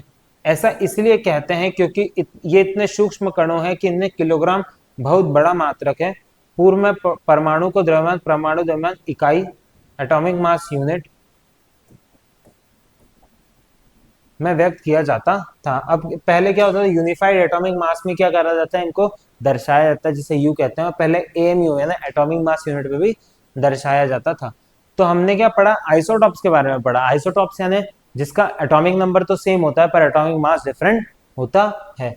विज्ञान कुछ समस्थानिकों यानी आइसोटॉप्स के विषय में गुणधर्म होते हैं जो विभिन्न क्षेत्रों में उपयोगी होते हैं, जैसे कि यूरेनियम एक आइसोटॉप है का उपयोग नाभिकीय परमाणु संयंत्रण के विद्युत उत्पादन के लिए ईंधन के रूप में किया जाता है ना। ईंधन के रूप में क्या किया जाता है, यूरेनियम 235 का यूज किया जाता है। कोबाल्ट के एक रेडियोधर्मी समस्थानी यानी आइसोटॉप का उपयोग कैंसर के उपचार के लिए किया जाता है। आयोडीन का एक उपयोग घेंगा रोग के थायराइड के लिए किया जाता है। कार्बन के एक समस्थालीन का उपयोग पूर्वोक्त भूवि प्रज्ञान और कलाकृतियों की आयु करने के लिए किया जाता है। तो इस तरह क्या किया जाता है, बहुत सारे आइसोटॉप्स का उपयोग किया जाता है। औसत परमाणु द्रव्यमान, एवरेज एटॉमिक मास। आपको पता है कि एटॉमिक मास होता है प्रोटॉन प्लस न्यूट्रॉन का सम, पर बहुत सारे ऐसे आपको मिलेंगे। अब आपको पता है प्रोटॉन की संख्या और न्यूट्रॉन की संख्या बराबर होती है, पर बहुत सारे ऐसे एलिमेंट मिलेंगे जिसमें प्रोटॉन की संख्या तो कम और न्यूट्रॉन की क्या होगी, ज्यादा होगी। तो इससे उनका एटॉमिक नंबर भी क्या हो जाएगा, अलग हो जाएगा, ये आप देखने को मिलेगा। तो हम क्या निकालेंगे, एवरेज एटॉमिक मास। अब एवरेज एटॉमिक मास होता क्या है, प्रकृति में क्लोरीन दो समस्थानीय रूपों में पाई जाती है। एक समस्थानीय रूप 35U और दूसरा 37U। दोनों का द्रव्यमान क्या है, अलग अलग है, 3.1 के अनुपात में पाए जाते हैं। यह एक रोचक प्रश्न 3:1 के, यह रोचक प्रश्न उठता है कि क्लोरीन परमाणु का द्रव्यमान 30U ले या 37 ले, मतलब उसका एटॉमिक मास 35 ले या 37 ले। यदि किसी प्राकृतिक तत्व के परमाणु द्रव्यमान को उसकी सभी प्राकृतिक रूप से पाए जाने वाले समस्थानिक के औसत द्रव्यमान के रूप में लिया जाए तो यह उसे समस्थानिक के द्रव्यों का एक साधारण अंकगणित मध्य होगा। तो देखो, अगर हमें जैसे कि क्लोरीन का हमें क्या देखे रखे, 2 एटॉमिक मास देखे रखे, तो हम उसका एवरेज एटॉमिक मास कर सकते हैं। किस प्रकार, हम दोनों का करेंगे सम और उसको डिवाइडेड बाय करेंगे तो हमें क्या मिलेगा, एवरेज एटॉमिक मास मिलेगा, जिसे हम कैलकुलेशन और बाकी चीजों के लिए यूज कर सकते हैं। यद्यपि यह उसकी प्रकृति को सही रूप में नहीं निर्धारित करेगा, क्योंकि आइसोटॉप समान अनुपात में नहीं पाए जाते। अधिक मात्रा में पाए जाने वाले समस्थानिक क्लोरीन जो लगभग 75% है और दूसरा क्या है 25% है। यथार्थ औसत परमाणु द्रव्यमान की गणना उनकी प्राकृतिक प्रचुरता को ध्यान में रख के की जा सकती है। इसे भारित औसत परमाणु द्रव्यमान कहा जाता है, मतलब वेट एवरेज एटॉमिक मास कहा जाता है। इसकी गणना प्रत्येक आइसोटॉप के द्रव्यमान और उसके प्रति सापेक्ष ऊर्जा दोनों में जोड़कर की जा सकती है, जिसे नीचे समझाया गया है। अब देखो, अगर एटॉमिक मास को आप इस तरह भी रिप्रेजेंट कर सकते हो, ये 75% प्रेजेंट है, ये क्या है 25% प्रेजेंट है अपॉन 100। इसको सॉल्व करेंगे तो आप एटॉमिक मास क्या लोगे, 35.5। ठीक है, तो इस तरह क्या किया जाता है, हर एक जो भी एवरेज एटॉमिक मास क्या है, हर एक अलग एटॉमिक मास का निकाला जाता है। इसका अर्थ यह नहीं कि क्लोरीन के किसी एक परमाणु का आंशिक द्रव्यमान यह है।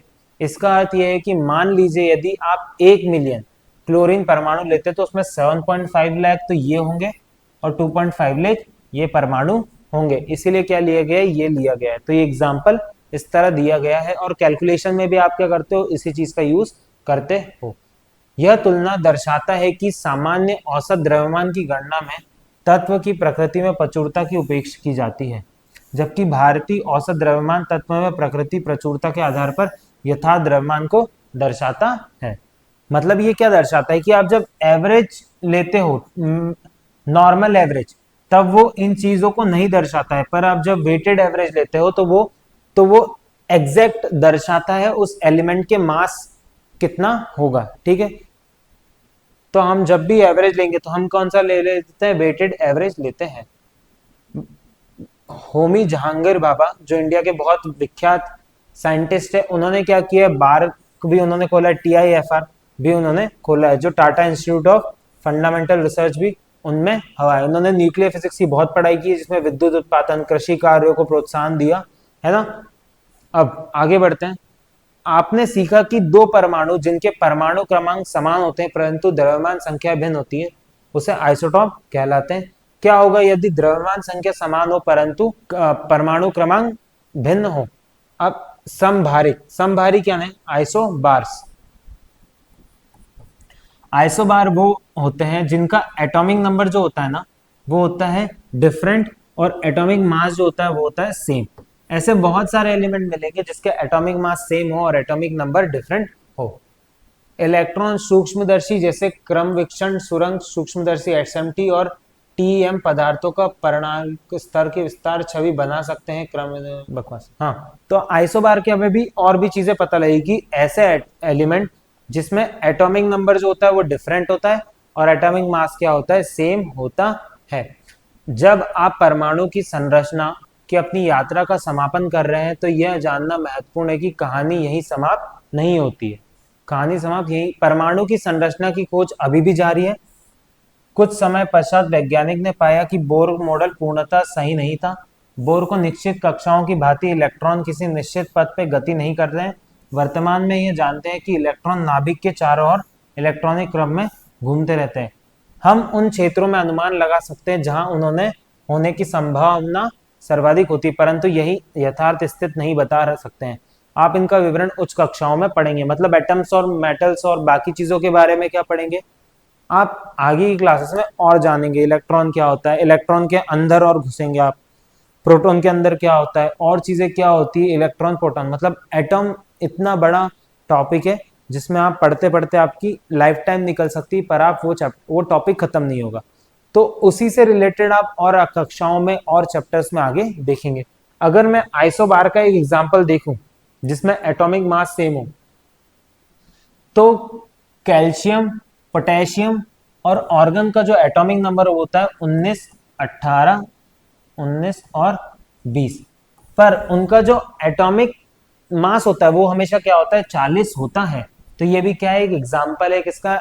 आइसोबार का। तो हमने बहुत सारी चीजें देखी इसमें, आइसोटॉप, आइसोबार देखा। अब देखो डाल्टन ने क्या करा। डाल्टन का परमाणु मॉडल परमाणु को एक अविभाज्य कण के रूप में आया। फिर उसके बाद थॉमसन मॉडल आया, थॉमसन के बाद रदरफोर्ड, रदरफोर्ड के बाद बोर पढ़ा हमने। फिर आधुनिक परमाणु मॉडल जो क्वांटम थ्योरी ऑफ मॉडल, और अभी भी खोज जारी है। तो ये क्या है? खोज हमेशा जिंदगी भर चलती रहेगी, क्योंकि जब तक हम एक निर्धारित चीज पे ना पहुंच जाए, हम देख ना पाए, तब तक हम नहीं समझ सकते। अब हम आ गए हैं इसके सारांश पे। परमाणु द्रव्य के निर्माण खंड होते हैं, है ना। किसी भी मैटर का मेन चीज क्या है? परमाणु है। जे थॉमसन ने प्रस्तावित किया कि परमाणु में इलेक्ट्रॉन एक घनत्व गोले के में धसा होता है। फिर रदरफोर्ड ने उसे करेक्ट किया, तो रदरफोर्ड ने किसकी संरचना की? प्रोटॉन की, है ना। उसके बाद क्या हुआ? नील्स बोर ने सारी चीजें बताई। नील्स बोर ने बताया कि किस तरह बीच में प्लस होता है और आसपास क्या होता है? माइनस, जो इलेक्ट्रॉन होते हैं रिवॉल्व करते हैं। फिर शेल्स बताए बोर ने। उसके बाद जेम्स चार्ल्विंग ने क्या किया? न्यूट्रॉन की उत्पत्ति बताई, जिससे हमें पता लगा कि जितना भी एटॉमिक मास होता है वो का प्रेजेंट रहता है, इसमें प्रेजेंट रहता है। किसमें? न्यूक्लियस में। परमाणु 3 अपान इलेक्ट्रॉन, प्रोटॉन और न्यूट्रॉन है, मतलब एटम्स के अंदर 3 चीज होती है। प्रोटॉन जिसमें पॉजिटिव चार्ज, न्यूट्रॉन जिसमें 0 और इलेक्ट्रॉन जिसमें नेगेटिव चार्ज होता है। यदि किसी परमाणु के बाह्यतम कोश में इलेक्ट्रॉन का अष्ट है तो परमाणु स्थायी तथा लगभग पूर्णतः अनरिएक्टिव होता है। मतलब अगर उसका ऑक्टेट कंप्लीट है तो क्या होता है? उसमें रहता है। इलेक्ट्रॉनिक कॉन्फ़िगरेशन किससे लिखते हैं हम? 281, है ना, 282। और जैसे ही 8 कंप्लीट हो जाए तो हम नेक्स्ट शेल में बढ़ सकते हैं। तो ये भी हमने चीज सीखी। संयोजक किसी परमाणु का संयोजन क्षमता होती है, यह इलेक्ट्रॉन की उस संख्या के बराबर होती है जिसे कोई परमाणु एक स्थायी विन्यास प्राप्त करके ग्रहण, त्याग व साझा कर सकता है। तो वैलेंसी क्या होती है? वैलेंसी वो चीज होती है जिसके लास्ट शेल में कितने इलेक्ट्रॉन प्रेजेंट है और वो दूसरे एटम से या एलिमेंट से किस तरह कितने इलेक्ट्रॉन दे के या लेके कंबाइन कर सकता है। हमने ये भी पढ़ा, अगर 1 से लेके 4 तक इलेक्ट्रॉन उसके आउटर शेल में हो तो वो इलेक्ट्रॉन देगा, पर अगर एटम की लास्ट शेल में 5 या 5 से अधिक हो तो एटम्स इलेक्ट्रॉन अपने साइड लेगा या खींचेगा। किसी तत्व का परमाणु क्रमांक उसके नाभिक में उपस्थिति प्रोटॉन की संख्या के बराबर होता है। है ना। किसी परमाणु का द्रव्यमान उसकी संख्या नाभिक में उपस्थिति न्यूक्लियस में प्रोटॉन और न्यूट्रॉन के बराबर होता है। हमें समस्थानिक एक ही तत्व ऐसे परमाणु होते हैं जिनके परमाणु क्रमांक समान होते हैं, मतलब एटॉमिक नंबर क्या है, सेम है। एटॉमिक नंबर सेम है और एटॉमिक मास डिफरेंट है। वहीं आइसोबार जो होते हैं उनके एटॉमिक नंबर डिफरेंट होते हैं और एटॉमिक मास सेम होते हैं। तो हमने क्या पढ़ा, बहुत सारी चीजें पढ़ी इस चैप्टर में, जिसमें हमने एटम्स, एलिमेंट्स, उसके atomic number, atomic mass, average atomic mass, weighted वाला, और और भी चीजों के बारे में, आइसोटॉप, आइसोबार के बारे में पढ़ा। आगे और इन चीजों के बारे में हम आगे और पढ़ेंगे, जिसमें आपको एटम्स और एलिमेंट्स के बारे में और पता लगेगा। तो आज की क्लास यहीं पे समाप्त होती है। नेक्स्ट वीडियो में मिलेंगे हम नेक्स्ट चैप्टर्स के साथ। Thank you.